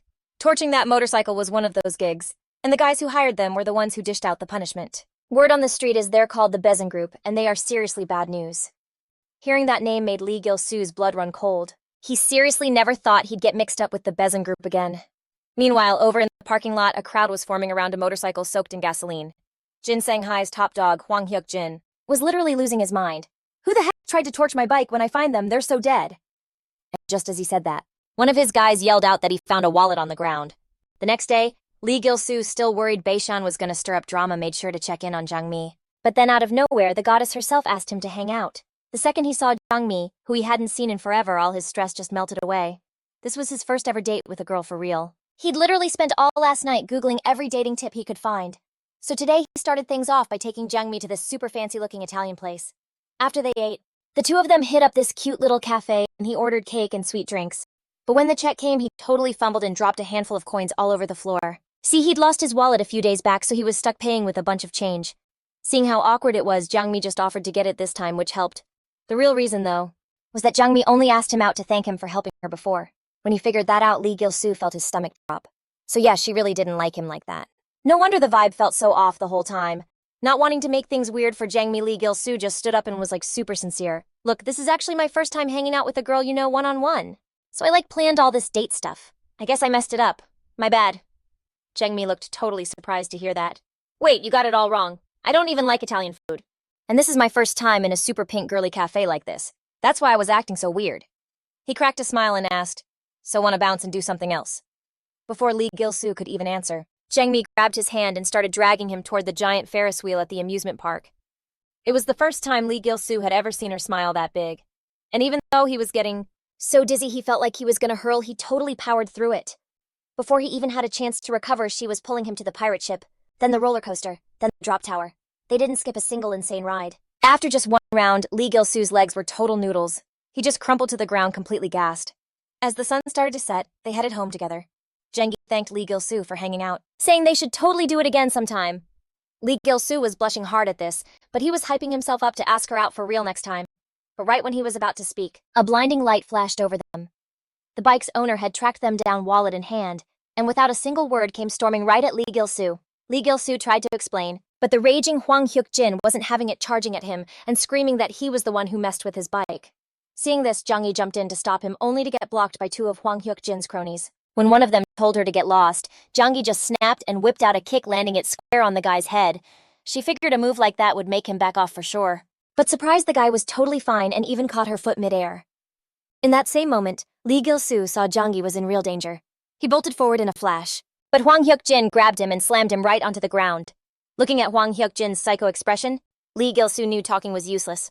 The only way out was to take him down. Fueled by old beef and new anger, Hwang Hyuk-jin unleashed a crazy flurry of attacks on Lee Gilu. Finally, he saw his chance and got ready to lock in his signature chokehold. But plot twist, Lee Gilu totally saw it coming and slipped out of it in an instant. Turns out ever since their brawl at the abandoned construction site, Lee Gilu had been watching other fighters in the arena use Hwang Hyuk-jin's moves, so he'd already cooked up ways to counter them. Still, he completely underestimated Hwang Hyuk-jin's real power. The next thing he knew, his right leg was caught in a death grip, and he was yanked up onto the guy's shoulder, then thrown like a rag doll through the air. Even worse, he landed smack in the river canal. As he struggled to stand, Lee Gilu saw Hwang Hyuk-jin charging at him again, shoving his head underwater, determined to make him feel what it's like to drown. Hwang Hyuk-jin refused to let anyone look down on him. As a kid, he'd been way smaller than the other kids, which made him an easy target for bullies. Isn't he cute? That was their excuse for messing with him nonstop. In a school where being strong was everything, he was at the absolute bottom, getting beaten up so many times until he finally figured it out: to fight monsters, you had to become one too. So he started learning fighting styles that were perfect for someone his size. When he finally got some real power, he became the one everyone was afraid of. And just as he was feeling on top of the world, ready to take out Lee Gilu with one punch, Lee Gilu suddenly spit a mouthful of water right in his eyes, making them sting like crazy. Lee Gilu saw his opening, scrambled out of the water, and tried to explain again that he seriously didn't touch the motorcycle. But to Hwang Hyuk-jin, it just sounded like a bunch of lame excuses, making him even more furious. Lee Gilu's heart pounded. If he got caught again, it was probably game over for him. But in the next second, he got a wild idea. With Hwang Hyuk-jin pinning him against the wall, Lee Gilu actually taunted him. Cutie, you're exactly the same. You haven't changed at all. That word cutie totally triggered Hwang Hyuk-jin.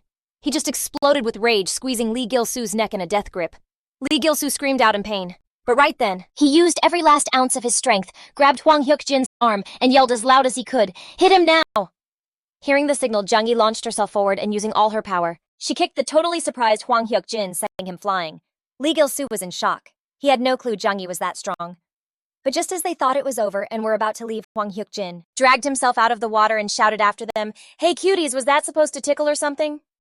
After he said that, he completely ignored their freaked out faces and charged at them again, locking Lee Gilu in a chokehold and slamming him into the wall. Lee Gilu thought he'd leveled up, but his punch still did absolutely nothing to this monster. Seeing this, Jung-gi ran over to help, but Hwang Hyuk-jin sent her flying with a brutal kick. A second later, Hwang Hyuk-jin grabbed Lee Gilu with one hand and threw him over his shoulder, ready to finally get rid of the guy who had annoyed him so many times. But just at that moment, a motorcycle suddenly zoomed into view. Hwang Hyuk-jin knew it in a second. It was his bike. Before he could even see who was this bold, the motorcycle sped by, crashing right into him and Lee Gilu and knocking them apart. Hwang Hyuk-jin ignored Lee Gilu and just roared at the rider to get off his motorcycle immediately. But the rider shot back. "If you're gonna start a fight, at least pick the right guy. Don't go around beating up innocent people." It was then that Lee Gilu finally got a clear look and saw the person on the motorcycle was actually Park Yongo. The reason he was here was because an hour ago he'd spotted some thug he had beef with on his way to the arcade to find Lee Gilu. He played a little trick and got the thugs to lead him right to this spot. The guy in black whined, "Boss, that dude said there might be a huge misunderstanding between you two." Hwang Hyuk-jin looked confused. For real, was someone else mixed up in this? Yongo pointed at himself and said, "I'm the one you're looking for. Actually, Gilu was trying to help you protect your bike." And just like that, he whipped out the receipts, a chat log showing Thunderstorm's boss, Gong Jin-sip, giving the order to torch the place. But let's be real. The Bigen group was the one really pulling all the strings. When Hwang Hyuk-jin heard the truth, he was totally shook. He grabbed Park Yongo by the collar, demanding he spill everything like right now. After Park Yongo laid it all out, Hwang Hyuk-jin was beyond pissed. He never thought those psychos from the Bigen group would actually go that far. Park Yongo was just confused, like, who even are these guys? To go through all this trouble just to mess with you. Hwang Hyuk-jin's whole vibe just crashed. The Bigen group was trying to take over every high school in the area, so they were playing games to get to him. A little while back, they invited him to some club, threw a fat stack of cash on the table, and tried to buy him out, telling him to just hand over Ginseng High. They even threatened that things would get ugly if he refused, but he shut them down flat. Since then, the Bigen group started getting rough with Jinsong leaving the school a total mess. He swore he'd rather go down than ever join those creeps, but protecting the school was getting tougher by the day. Besides Yakmangwan and Ginseng, all the other schools had already fallen to them. Their power level was getting insane. Especially their elite crew, the Five Dragons, made up of the Bigen group's heaviest hitters. Meanwhile, 4 of the Bigen group's 5 dragons were kicking it at HQ. Guantyron, ranked 5th in the crew, was super salty, cause Thunderstorm totally blew it. Just then, number 4, Chonomani, suggested they just roll up and wreck Ginseng themselves. Maria, number 3, was totally hyped for that and said not everyone needed to go. She wanted to have a little fun with that cutie Hwang Hyuk-jin all by herself. But out of nowhere, number 2, Tenchai shut the whole idea down, stressing that they had to wait for orders from the top. The boss made it crystal clear that nobody was to make a move without permission. Right as Tenchai finished his sentence, someone busted through the door. The Bigen group's 5 dragons. "Good to see you all." Soon Sakyu strolled in after him, checking out the super fancy setup. "This place is as bougie as ever. Looks like business is booming for you guys." Tenchai cracked a fake smile. "Oh, not at all. We're just, getting by." But on the down low, he slipped something into a wine glass and handed it to Sun Sakyu, telling him to take a sip after his long trip. Sun Sakyu kind of figured there was something extra in the drink and was totally ready to down it in one gulp. But right then, Kangeni reached out and stopped him. "We're not here to play games. You need to chill." Sun Sakyu had no choice but to put the glass down, his hands shaking. That stuff was already starting to get a serious hold on him. Seeing this, Tenchai let out a cold smirk. "Looks like someone's getting a little too attached. In that case, let's get down to business." Everyone gathered round and started talking. During the meeting, Kangeni kept pushing for something stronger. "If we're gonna take down Jang Chung, we need product with a way bigger kick." This totally set Tenchai off, and he slammed his fist down, shattering the table. "You think the Bigen group is just here to push your stuff? Watch your mouth. If our boss didn't have history with your dad, you'd have been toast a long time ago. If you're serious about taking down Yakmangwan, you're gonna have to agree to a few of my terms first. Only then can we talk about working together." And with that, we cut to the next day. Knowing he wasn't strong enough, Lee Gilu started training like crazy, getting ready for an eventual throwdown with the Bigen group. But just grinding it out was only getting him so far. So he went right to Jindu Eel and Eyebrow Bro to ask if they knew how he could level up. Jindu-il thought for a sec, and one name popped into his head, a top guy from the school's discipline committee. Yakman Guan's most insane grappler, a senior named No Sun Yu. The second he heard that, Lee Gilu got all hyped and asked where to find him, then immediately bounced. Jindu-il and Eyebrow Bro both totally freaked out because that spot was a major no-go zone for students. Having no clue, Lee Gilu had just barely opened the door to the breeding farm when the senior slammed him to the ground with one hand and yeeted him out like he was trash and warned him to stay away from the farm. After finding out why, Lee Gilu bowed and apologized over and over. But the senior just shot him a dirty look and stormed off. It made him wonder what this guy's deal was. Determined to learn grappling, he decided to just follow the senior around every day, trying to figure out what made him tick. Back when No Sun Yu was 18, his mom sent him the kids she'd had in secret. At first, he was just going to send his little brother to an orphanage and be done with the whole thing. But when he looked into his brother's innocent eyes, it just reminded him of his own lonely childhood. And since he's a good dude deep down, he finally decided to take in this brother he'd never even met. With some help from Senior Zhang Chong, he scored access to the school's breeding farm and secretly moved in. Even though life got way harder, he never regretted it, not for a second. In his pretty bleak life, his little brother Juan became the only reason he kept pushing forward. Yet just when he thought they could keep living like that, debt collectors showed up. The loan sharks for his mom's debt just showed up out of nowhere, demanding No Sunu grill meat for them like he was their personal chef. They even had these nasty grins saying no matter where he tried to hide, they'd always track him down. No Sunu was trying so hard not to blow up, like why were they even messing with him when he always paid his mom's interest on time? But then plot twist, they told him someone else had bought out the debt. And this new owner specifically asked who No Sunu cared about the most. So as a thank you to the buyer, these jerks spilled everything about No Sunu taking care of his little brother. When he heard that, it was like No Sunu's whole world came crashing down. He totally snapped, grabbing the guy's collar and roaring, "Didn't I tell you to not lay a single finger on Juan?" But the dude just laughed it off all smug and said, "Instead of freaking out on me, shouldn't you hurry home and check on your brother?" No Sunu was seeing red and just shoved the guy away. He shot them a death glare, warning them they'd better pray Juan was okay, or they were going to pay. With that, he bolted out the door, tearing down the street toward the small house he shared with Juan. Lee Gilu, who'd been secretly following his upperclassmen, was totally shocked by what he saw. He had no idea what was going on, but he decided to quietly follow him anyway. No Sunu finally made it to the little house. He shoved the door open only to find it completely empty. There was no sign of Juan. He just stared in total disbelief. Not even the loan sharks knew about this place. What he didn't realize was that his brother had left on his own. Juan had snuck out to buy some colored paper to make a little paper rooster for his brother's birthday. But just as he was about to head home, some guys called out to him, "Hey kid, we're friends with your brother. Want to come hang with us?" As the night got darker, No Sunu had searched almost the entire city. He was on the verge of giving up when he thought he heard his brother calling his name. He whipped around and there he was, the person he'd been desperately searching for. The second he saw his brother again, No Sunu just couldn't hold it together anymore. He rushed over and pulled Juan into a massive hug. Listening to his brother's story, No Sunu gently stroked Juan's hair. Just having him back was enough. "Don't make me worry like that ever again." Hearing this, Juan broke into a huge happy smile. "Don't worry, bro. Your friends brought me here safely." But he barely got the words out when the three thugs from before suddenly popped up. The Baeksan Group's guy Kim Do-yuk smirked and said, "Nice to finally meet you. So you're No Sunu. From now on, when you pay your debt, you just hand the money over to the Baeksan Group. In other words, we own you now." It finally clicked for No Sunu. These were the guys who'd bought his debt. But to keep his brother safe, he played dumb trying to buy some time. He never expected Kim Do-yuk to suddenly grab Juan's hand, snatching the little paper rooster away before anyone could even react. He completely ignored Juan's choked-up pleas and crushed the birthday gift right in front of them. Then he started lecturing Juan, saying that in a world as messed up as this one, letting someone so poor and powerless be your protector would only end in disappointment. Seeing the devastated look on his brother's face, No Sunu's anger just exploded. And in that moment, Lee Gilu, who'd been following him the whole time, suddenly charged in and kicked Kim Do-yuk away. Lee Gilu turned to No Sunu and said, "Senior, this ain't exactly a friendly place, is it? You want me to step in?" "Right." But surprisingly, No Sunu stopped him right there. Any threat to his brother was his to handle. He told Lee Gilu to look after Juan, then calmly caught a punch flying at him, and with one little twist, easily snapped the attacker's wrist. They'd only lasted this long because he was holding back for Juan's sake. But just then another red-haired guy tried to jump him from the side. After a crazy storm of kicks, the red-haired dude, who was some kind of international taekwondo competitor, knocked No Sunu to the ground with a cocky swagger. But he had no idea this was exactly the trap No Sunu had set. No Sunu faked the fall, then twisted around and locked up the guy's leg, pinning him to the ground so he couldn't move an inch. He was forced to just watch as his own leg was about to get broken. Seeing all his cronies get taken down, Kim Do-yuk had no choice but to jump in himself. He charged like a wild bull, slamming hard into No Sunu's stomach.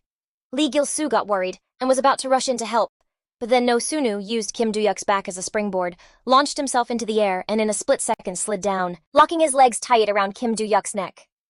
With just a little bit of pressure, Kim Do-yuk couldn't breathe, totally trapped and helpless. In the end, the three defeated goons called their boss to report what happened. Hearing they failed, Guan Tyrone was so over it and ordered them back to the Coliseum to await their punishment. No matter how much Kim Do-yuk begged, Guan Tyrone just hung up on him. Honestly, Guan Tyrone knew that Kim Do-yuk was never a match for No Sunu. But since the deadline for Hanju to fight in the Coliseum was up, the unlucky Kim Do-yuk had to be the replacement. Meanwhile, because of this whole crisis, the weird vibe between Lee Gilu and his senior No Sunu was finally gone. To thank Lee Gilu for having his back earlier, No Sunu offered to do him a solid in return. Lee Gilu got a little flustered and scratched his cheek, but then he worked up the nerve and loudly told him what he wanted. He was dying to learn some moves from his senior, especially that sick ground game he saw go down last night. The ass kinda threw No Sun Yu for a loop, but he was down for it. Crack of dawn the next day, No Sun Yu was already at the training spot. When he saw Lee Gilu and the crew roll up all hyped, he couldn't help but crack a smile.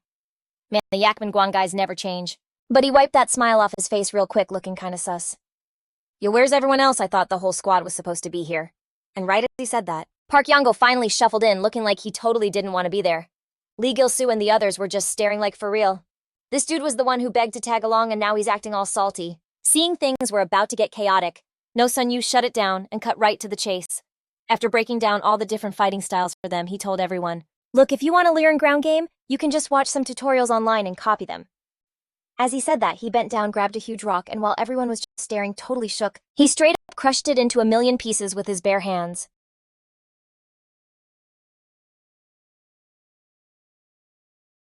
Told the four of them to partner up, the cliff right in front of them. All four of them,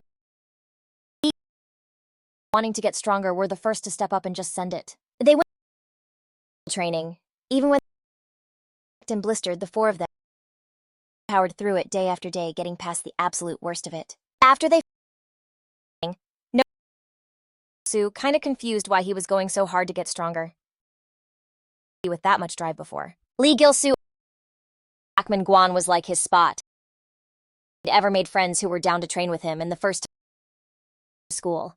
But he never thought to mess with Yakman Guan. He wanted people and place he cared about. Hearing you. Now I get why Zhang. You totally remind me of this one guy he's super protective of.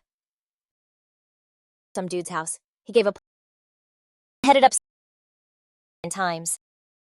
A pile of bowls and chopsticks stacked out. Rested his hand on it and quietly asked, "You good in there? It's been a minute since I stopped by. Been going down at school. Dude, I've got a story you gotta hear." It stirred a kept going. "Remember that new transfer kid I told you about? The one who used to get his butt kicked all the time? Well, he's turned into a legit fighter who can actually throw down in the ring now. That ring we built together? It's getting more and more lit, don't you think?" But hearing inside him was definitely stirring, for the first time in forever. The gym. Away, he was bummed out, and figured he must have gone to see Zhang Jie, when he checked out. Hai Gunheng tried to give it a little more time, that when Zhang Jie was ready, he'd come around for sure. Then digging into that thing Zhang Chong had asked him to check out. Thought this van group was no joke. Even though they were new, they'd already messed with a ton of other schools. Them were either junkies or just straight-up psychos with rap. Sketchiest part, Baeksun group was making moves to take over all of Zhongnong City. Zhong just lost it and decked a sandbag. He figured after all this time it was contacts. Bleach blonde goon from Baeksun. This gorgeous girl. This dude who calls himself Dave shows up introducing himself with this weird mix of Chinese and English. He was just the club manager. But for real, he was the guy running the whole Coliseum. The girl was there for a DJ gig. Dave took her. It was the club's. He was about to stick around but then his phone went off. No choice but to give his boys a few orders before dipping out in a rush. P room and finally Sun Yu. No Sun Yu totally wrecked some of the Baeksun group guys. He got right down to business and asked No Sun Yu to join. Grabbed a remote, packed out a ring. Was Kim Do-yuk about fighters who had to, work off what they owed after messing up a job? Dave showed the place off super proud. an illegal underground fight betting ring. Unlike regular tourneys here, slots are fair game. And it was exactly that chaos that pulled in tons of gamblers. Look and said, with the Yakman Guan name and your skills, man, your price tag is gonna skyrocket. Screen across from them, which cash people were betting. Wipe his debt. Rich stared at the hand held out to him, and after thinking for a sec, he said he needed to sleep on it. I mean, if he got messed up, it would be a total nightmare. Hearing that, but he didn't want, so he just slid and was like, hit me up within a week. Who knew who to call. For real, this chill convo showed how much he was cutting him slack. On farm, no son. He helped his little bro feed the chickens. Was savage for real, but if he could ditch the loan sharks and give his brother a way back. Lee Gilu randomly. No Sun Yu immediately asked, saying he had something he had. Lee Gilu was sure, man. It was way harder than it looked. Already totally wiped, and that business card. It's getting a Gil Su grabbed Jindu-il and Eyebrow Bro, and they booked it to the address on the card. Crazy long line outside. Trying to figure out what was up, saying it was a nightclub. Apparently, but getting a club where you needed a secret password. All this, the crowd started buzzing. All beat up and bruised, trying to get in, but he just got tossed out. Lee Gilu Yongo and the when he was leaving by himself. After, if they could inside the club, he'd spill all the tea. Started talking club, which looked like some underground fight. Made bank by having high schoolers throw down, and his busted up face was Exhibit A. They wanted to be. Most of them owed the Began group cash, or were being blackmailed into fighting. Sketchy grin, and warned them that the guy they were looking for was probably tangled up with the Began group. But once you're in, it's basically impossible to get out. Guys put something. You have one, you're hooked. You pretty much in deeper and deeper with no way out. The truth. The four of them headed for the club's entrance. The password to the bouncer from behind them.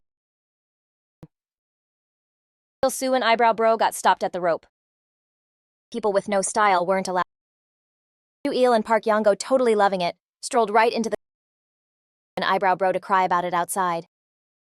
Then the two decided to split up to cover more ground. Park at places like this immediately girls to get the inside scoop. So are there any more in this club? Giving a smile as she grabbed his hand, ready to show him the secret spot. Lee Gilu and Eyebrow Bro were still trying to figure out how to level up their style. Just as they could even find the right outfits, he to spot Hanju in the distance. Look, showing some of Hanju's stuff. Finally, managed to pull off that sophisticated vibe, feeling super confident as this time they actually, but then plopped at the door again and had to watch Lee smug grin on his mind, feeling like the loneliest dude in their whole crew of four. Had already followed the girl down to a basement level. When she captured him, he was suddenly fight club that Hanju was talking about. Process it. Already there with his arms around two girls making fun of Park Yongo for being late.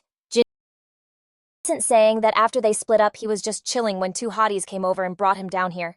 Park Yongo was instantly, how was Jindu-il so popular? But right then, this one was between the red team slasher crew with a perfect record, and the blue team's star player from Yak. Before the match, Guan Tyrone tried to force the performance enhancer. When No Sun Yu said, God, all the fighters out, you really without it? Shoved the stuff into No Sun Yu's hand, telling him because it would totally turn the tables. In the end, No Sun Yu was his opponents were five guys all and with a perfect winning streak. The second the cage door just went nuts. The classmates who ran in to break it up were totally frozen, like they couldn't figure out why they would risk it all like this. But for No Sun point of no return. There was no backing out now. Down on the horizon, he just had to lock in and then. So like one of the 5 dudes grabbed a weapon and swung. Sunyu was way too quick, totally dodging. Dive low, wrap his arms around the guy's legs and somehow lift all 200 shoulders, locking him in a nasty chokehold and.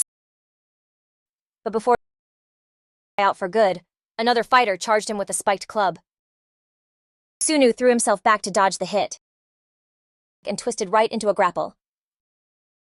Dude completely off his feet and with a sick backflip, crashed down. Was still squirming on the ground. 2 guys at once with one insane move. Finally breathed a sigh of relief, feeling all that stress just melt away. To them was like, don't get too comfortable. The slash just their weapons. And he was right.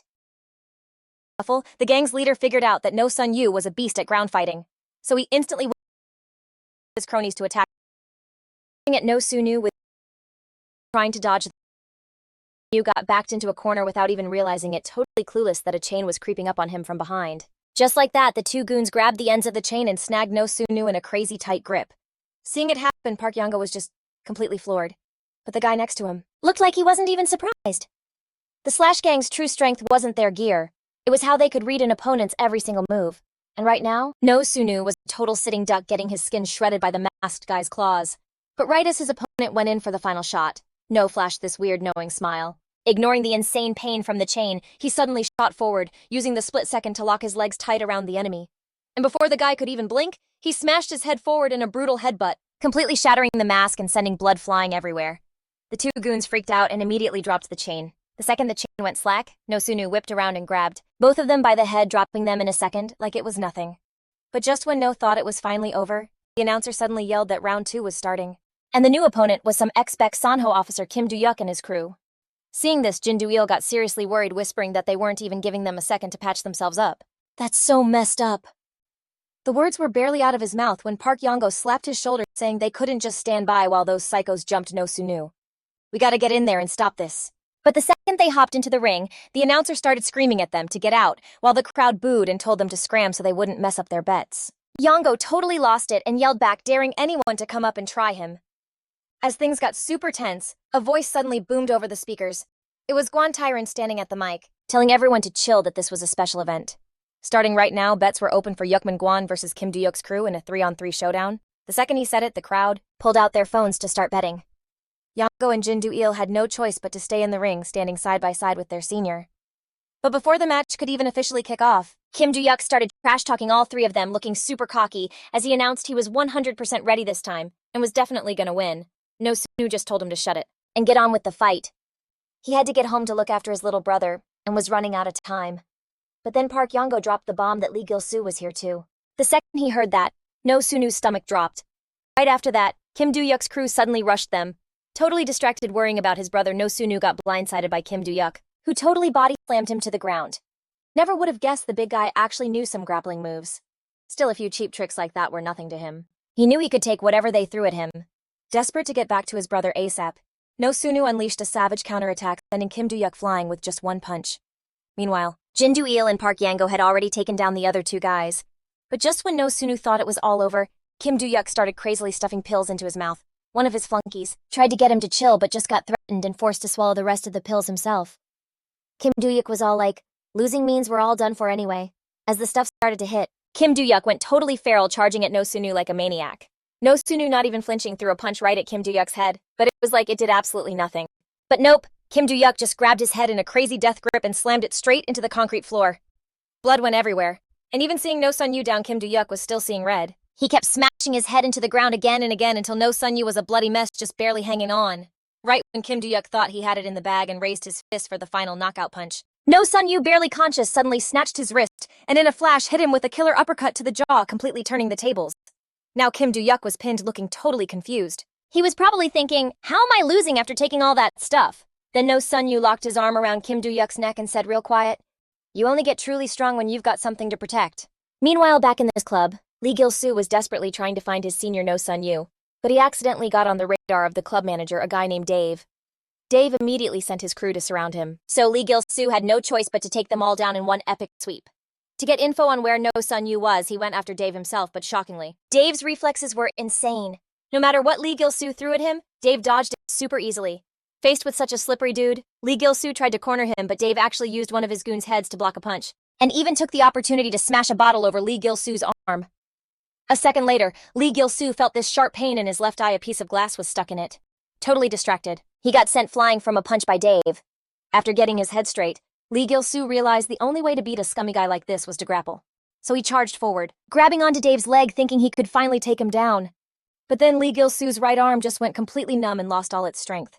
Seeing this, Dave got this wicked smirk on his face and easily knocked Lee Gilu to the ground again.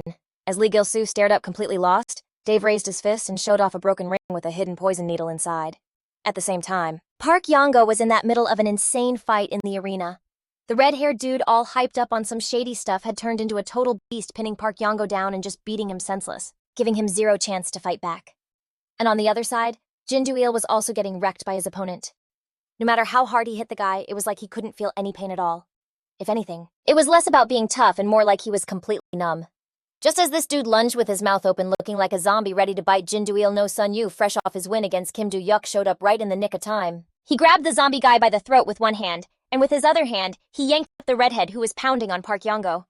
In the end, No Sun Yu took out both of those goons all by himself. The crowd in the arena went absolutely wild. The announcer jumped on the hype and started to announce the third round, but totally unexpectedly before he could even finish, he got launched across the stage by a kick.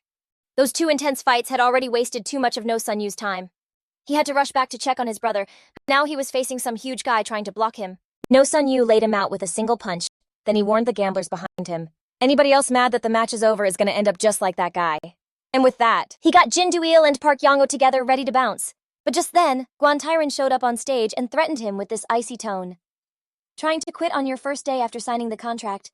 Don't forget you still have a debt to pay. No Sun Yu shot right back that he didn't want to be signed anymore. He didn't care about the payout for those two matches, and he'd pay off the debt over time with a part-time job.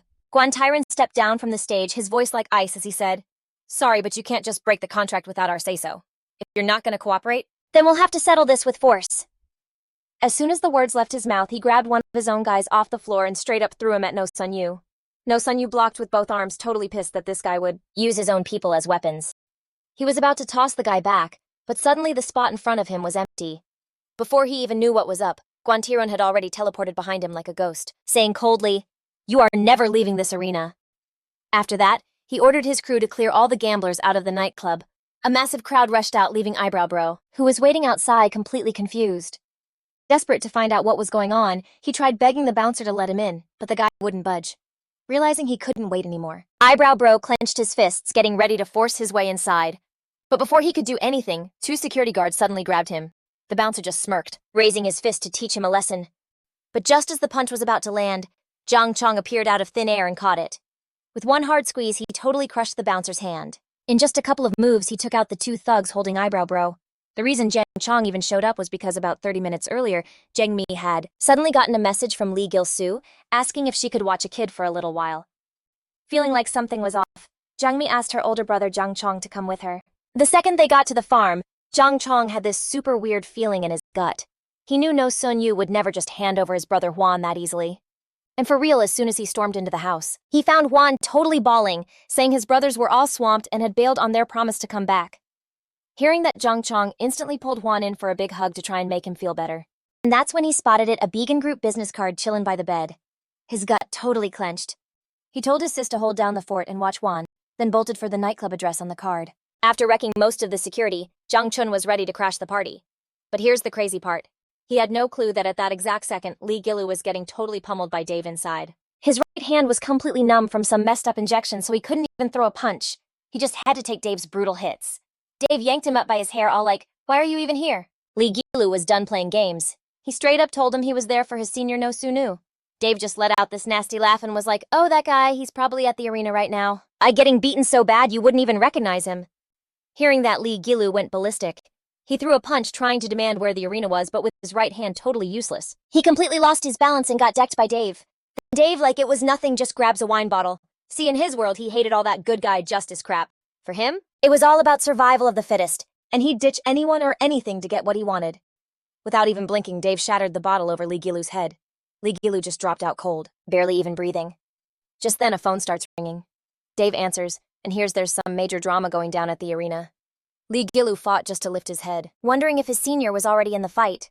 He heard Dave say he was on his way there too. Lee Gilu's heart was pounding with dread. He gritted his teeth, promising himself he wouldn't let his senior get hurt. He had to figure out how to stop this train wreck. And then it hit him that time he was climbing a cliff with nothing but his hands.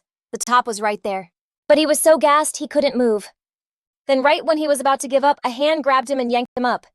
He saw it was his senior No Sun Yu and thought, I'm saved. But then out of nowhere, the very next second his senior just let go. He went plummeting down the 100-meter cliff. He was literally about to die, but somehow he found this insane strength and latched onto a rock for dear life, and somehow managed to save himself. Only then did his senior crack this small, weird smile, telling him to never forget that feeling, the power you unlock when you're pushed to the absolute edge. He said as long as you have even a tiny bit of fight left, you can always flip the script. Never ever give up. Remembering that, Lee Gilu launched himself at Dave, who was about to leave. He wrapped around him like a snake, using his one good arm to get the jerk in a chokehold. Even though he was basically unconscious, he dug deep and found the strength to protect the people he cared about. He was not going to let this creep hurt anyone else. Dave was totally blindsided. He couldn't believe Lee Gilu could pull off something like that after being so messed up. But Dave wasn't the type to just give in. He reached for another bottle to fight back. Lee Gilu wasn't having it, though, choking him until the guy was foaming at the mouth. Meanwhile, back at the arena, No Sun Yu, the senior Lee Gilu was trying so hard to protect, was already getting destroyed by Guantyron. Guantyron even whipped out this huge jar of pills, planning to force-feed them to No Sun Yu and turn him into a total puppet for the Beacon Group. Just when it looked like it was all over, the arena doors exploded open. Zhang Chong leapt down from a platform way up high. He was about to show the Beacon Group the huge mistake they made messing with the kids from Yakmenguan. Just like that, Zhang Chong charged right in. But plot twist, Guantyron jumped onto the stage, yelling that he wanted to go one-on-one with the Yakmenguan boss, the toughest guy in the room. Hearing that, Zhang Chong didn't even think twice. He unleashed a storm of punches at Guantyron, but the guy dodged every single one like it was nothing. Then bam, Guantyron nailed him with a flying kick. Zhang Chong was totally caught off guard. He never thought his opponent could attack from a complete blind spot. Then Guantyron just disappeared. A split second later, a deep voice came from right behind Zhang Chong. Let's see what you've really got. That is, if you can even keep up. And with that, Guantyron moved like a blur, hitting Zhang Chong with a crazy fast combo from every angle. He was so fast you could barely see him. Zhang Chong was immediately on the defense. He lost focus for just a second, and a punch sent him flying, crashing hard into the railing. Guantyron just looked down at him. Maybe I should give you a shot in the arena. The pretty boys from Yakmenguan High always sell tickets. Hearing that disgusting trash talk, Zhang Chong just snapped. He threw a high kick right at the guy's head and sent him flying. That one move, that massive hit, totally put Guantyron on edge. He started to get that Zhang Chong was way stronger than the rumor said. Guantyron knew he had to use his speed and hit him first. But before he even saw an opening, Zhang Chong nailed him with another surprise hit. That kind of insane power and speed made Guantyron question everything for a second. His mind flashed back to when he was a kid. He'd gone overseas with his missionary dad, only to get caught in a horrifying attack by some crime syndicate. After it was all over, he was the only one left. He was locked up in total darkness. Just a kid gripping a blade thicker than his own arm, forced to throw down with a pack of starving rabid dogs. It was the only way he was going to make it out alive. All those years later, that nightmare had turned him into a straight-up savage and animal. He got so strong nobody could touch him. So when he came face-to-face with the crime boss who called himself his dad, he took him out without even blinking. He finally shut the door on his past for good. He got a new identity, totally ditched his old life, and went back to a hometown that was basically a ghost to him. But for a beast like him, preying on the weak was just instinct. He was convinced that as long as he stayed at the top of the food chain, he'd never get screwed over again. But now Zhang Chong showing up felt like someone was trying to knock him right off his throne, and there was no way he was going to let that happen. Guantyron immediately popped the pill he had stashed in his gold necklace. In a flash, his energy went wild, juicing him up to be like way stronger than before. Seeing Guantyron's insane power-up, Zhang Chong was totally caught off guard. And in that 1 second of confusion, a heavy fist slammed right into his face, sending him flying with zero chance to block. Before Zhang Chong could even get his bearings, Guantyron came at him like a maniac. His speed was so insane, Zhang Chong couldn't even see it coming. Guantyron reared back and sent Zhang Chong flying out of the ring with just one punch. Zhang Chong was just sprawled on the ground, not moving a muscle, looking totally out of it. Guantyron immediately whipped out his phone, ready to call Tainai and brag about his win. But then a voice cut through the silence from behind him. Zhang Chong, the guy who was just knocked out cold, was somehow back on his feet. We're not done yet. Now this is getting interesting. Is that all you got? Go ahead, throw another 100 moves at me. I'm about to show you what real Yakmenguan power looks like. Meanwhile, Lee Gilu had already taken down Dave. Seeing how messed up the nightclub was, he figured his senior must have been in a crazy fight. He He was worried and wanted to run over and help them like right now. But he was so banged up himself he could barely even walk. Just when he was totally freaking out, Eyebrow Bro came running over yelling for him to chill. Senior Jang was already on the scene. All those nightclub guys laid out on the floor. Yeah, Senior Jang had already taken care of all of them. Hearing that Lee Gilu could finally breathe again and was about to go with Eyebrow Bro to find him. But right then, a few more of the nightclub's goons popped out of nowhere. Eyebrow Bro saw them and stepped right up, no hesitation. He told Lee Gilu to just take a breather, he'd handle this crew. Since they were both from Yukman Guan, he had to represent, as Eyebrow Bro got ready to throw down round 2 between Jang Chong and Guan Tyrone in the ring was officially on. After trading a few more blows, Jang Chong figured it out. Guan Tyrone was a classic speed demon boxer. A guy like that, whose raw power wasn't completely off the charts, was basically impossible to pin down with grappling moves. If you messed up, you were gonna get totally wrecked by him. Seeing Jang Chong become his own personal punching bag, Guan Tyrone's confidence shot through the roof. He used to run the whole school king of the hill, but he figured out pretty fast there was one thing: he didn't have money. In a world where you can't do jack without cash, he had no choice but to start grinding. But it wasn't long before some gang totally put him in his place. Just when he thought he was going to be stuck on the bottom forever, someone showed up out of the blue and saved him. This person showed him what a real powerhouse crew looked like. They weren't just strong and had tons of guys. They also knew how to rake in serious cash using some creative methods. When that person invited him, he felt like he'd finally found where he belonged and jumped right into the Begzan group. So did Guan Tyrone. The cocky old Yukman Guan was a total joke compared to the Begzan group. Seeing Jang Chong hit the mat again, Guan Tyrone told him to just give up. Dragging it out was only going to make things uglier for him. Jang Chong wiped the blood from his mouth, cracked this huge grin, and then just ripped his shirt open.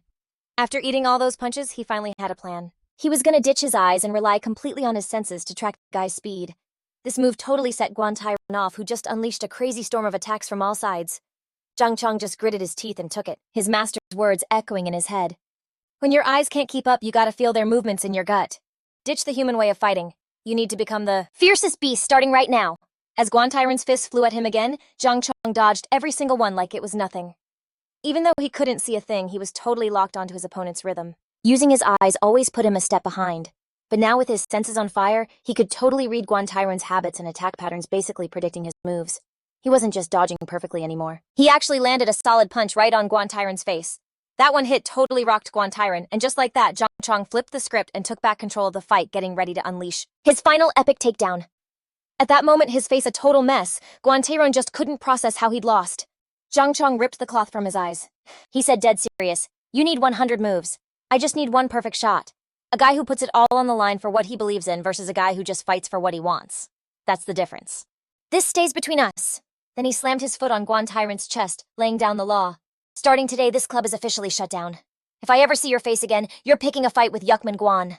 Meanwhile, Eyebrow Bro grabbed the rest of the club's goons and booked it to the arena with Lee Gilu. The second they got there, they saw all 3 of their buddies totally wrecked on the floor, looking super messed up with the shadow of a victorious senior Jang Chong looming over them. Lee Gilu couldn't even process how bad things would have gotten if senior Jang Chong hadn't shown up. Fast forward a few days. That whole showdown with the Begzan group felt like some crazy dream.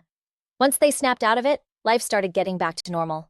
Eyebrow Bro even got a new haircut he thought was sick. Senior No Sun Yu went back to the patrol squad and was planning to dip from the farm using a few months' pay he got in advance from the barbecue joint owner to find a better spot for him and his little bro. It should have been a total party moment, but No Sun Yu's face just dropped. He never dreamed those loan sharks would use the fact he couldn't get a hold of his mom to cook the books and trick him into thinking he was paying off her debt this whole time. But No Sun Yu wasn't even mad at his mom anymore. After all, money makes people do crazy things. Maybe she had her reasons. Right then, the small moving truck finally rolled up. No Sun Yu told Lee Gilu to swing by and train sometimes. 'Cause you never know when the Begzan group might pop up again. And according to the patrol squad's intel, the Begzan group's operation was way bigger than just one arena, and that was for real. So with the nightclub toast, Guan Tyrant was desperate for a comeback.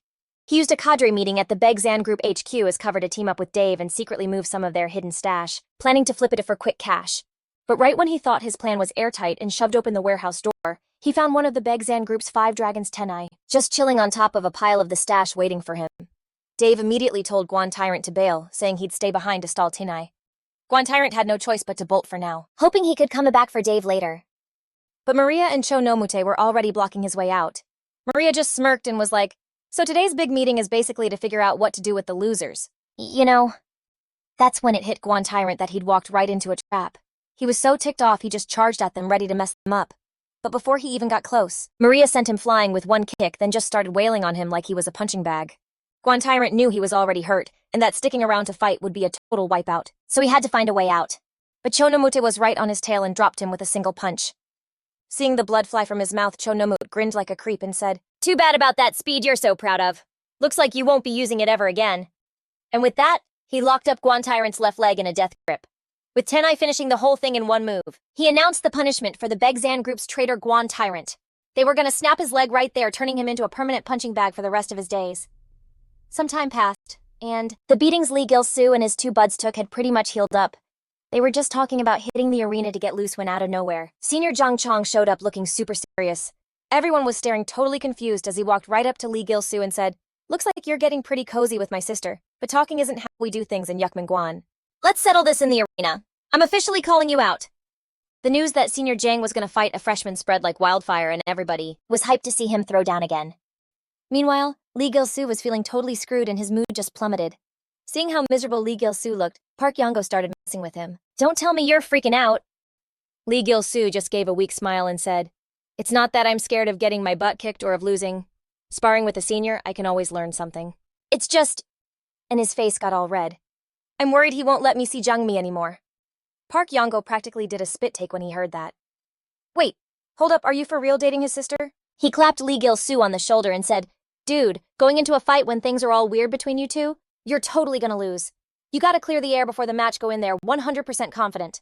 Then he was like, "Trust me, I'm a pro at this stuff." So with Park Yongo as his wingman, Lee Gilu got a fresh new fit, worked up the nerve, and texted Jongmi to ask her to meet up at a cafe after school, and he even brought a gift he'd picked out to confess his feelings. Lee Gilu was so touched by how much Park Yongo was helping that he promised no matter what happened, he'd buy him a meal before they hit up the arena together. While he was waiting, Lee Gilu was a nervous wreck, just pounding cup after cup of coffee. When Jangmi finally showed up, he awkwardly tried to say something, kind of fumbling around on the sofa, before he just suddenly held out the gift he brought and stammered, "I was just thinking about you on my way over. So, this is for you." The second the words left his mouth, he realized how lame he sounded. But to his total shock, Jangmi was super happy when she saw the gift. "Gilu, how did you know I love Piccolo?" Then she pulled out a gift of her own, pulled something out of her backpack, and handed it to Lee Gilu with this huge smile, saying, "You've been rolling with a sketchy crowd lately, and it's kind of been stressing me out. This is like my good luck charm. I really hope it keeps you safe."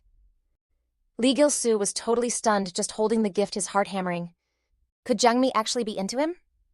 The thought just popped out of his mouth. "Jangmi, what's your type?" But then Lee Gilu got hit with some news that was a total gut punch. Jangmi's ideal guy is someone super strong just like her brother. He was basically the complete opposite.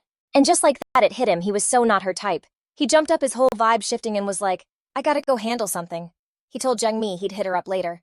Park Yongo found Lee Gilu totally moping, clinging to a telephone pole, and was super confused. "Dude, you didn't even tell her how you feel, you just bailed." Hearing that, Lee Gilu suddenly snapped out of it and explained, "I gotta get the seniors' respect first. You know, become a solid dude, and then I can be there for Jangmi."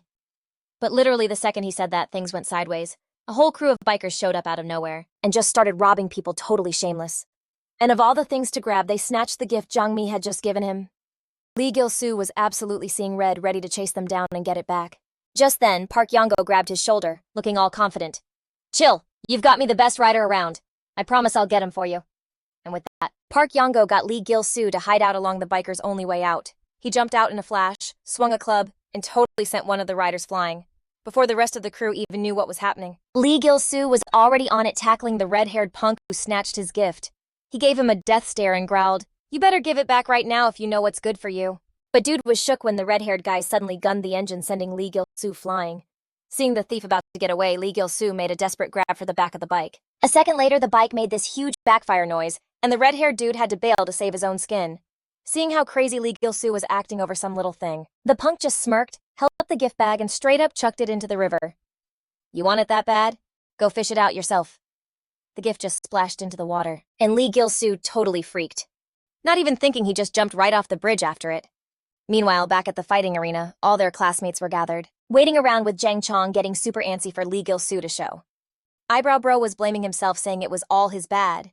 He was like, he never should have let Lee Gilu go meet Jangmi with just Park Yongo, and who knows what went down after he told her. The second he said it, Jin Duel rushed over and slapped a hand over Eyebrow Bro's mouth, but it was way too late.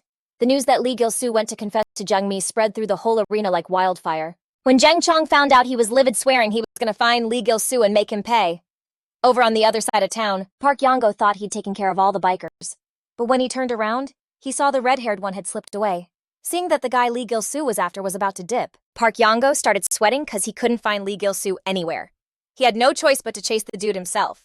And right after he took off, Lee Gilu finally pulled himself out of the water, frantically looking all over the place. Finally, he spotted the gift from Jung-mi just lying in the grass. He snatched it up super excited, but then realized the bag was totally empty.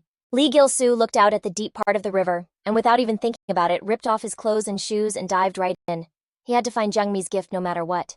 Luckily, all that effort wasn't for nothing. Tucked away in a corner on the riverbed, he finally found the box. He was so stoked he shot up out of the water, yelling with joy. But just as he started to swim back to the bank, his foot just went totally numb. He realized he had a cramp. Lee Gilu immediately started kicking with everything he had to get to shore, but he was losing steam fast. He just couldn't keep going, and ended up swallowing a bunch of water, flailing around and screaming for help, feeling totally hopeless. And right then, Jung Chong showed up out of nowhere and yanked him out. After he was safe, Eyebrow Bro and Jin Duil ran over, asking why the heck he jumped in the river. They told him if they hadn't heard him yelling, he would have been a total goner. So Lee Gilu told Senior Jang the whole story, every single detail. After that, he pulled out the gift from Jung-mi. When he opened it up, it was a whistle. The moment Jang Chong saw that whistle, he just froze. Because that whistle was the most important thing he'd ever given his little sister when they were kids.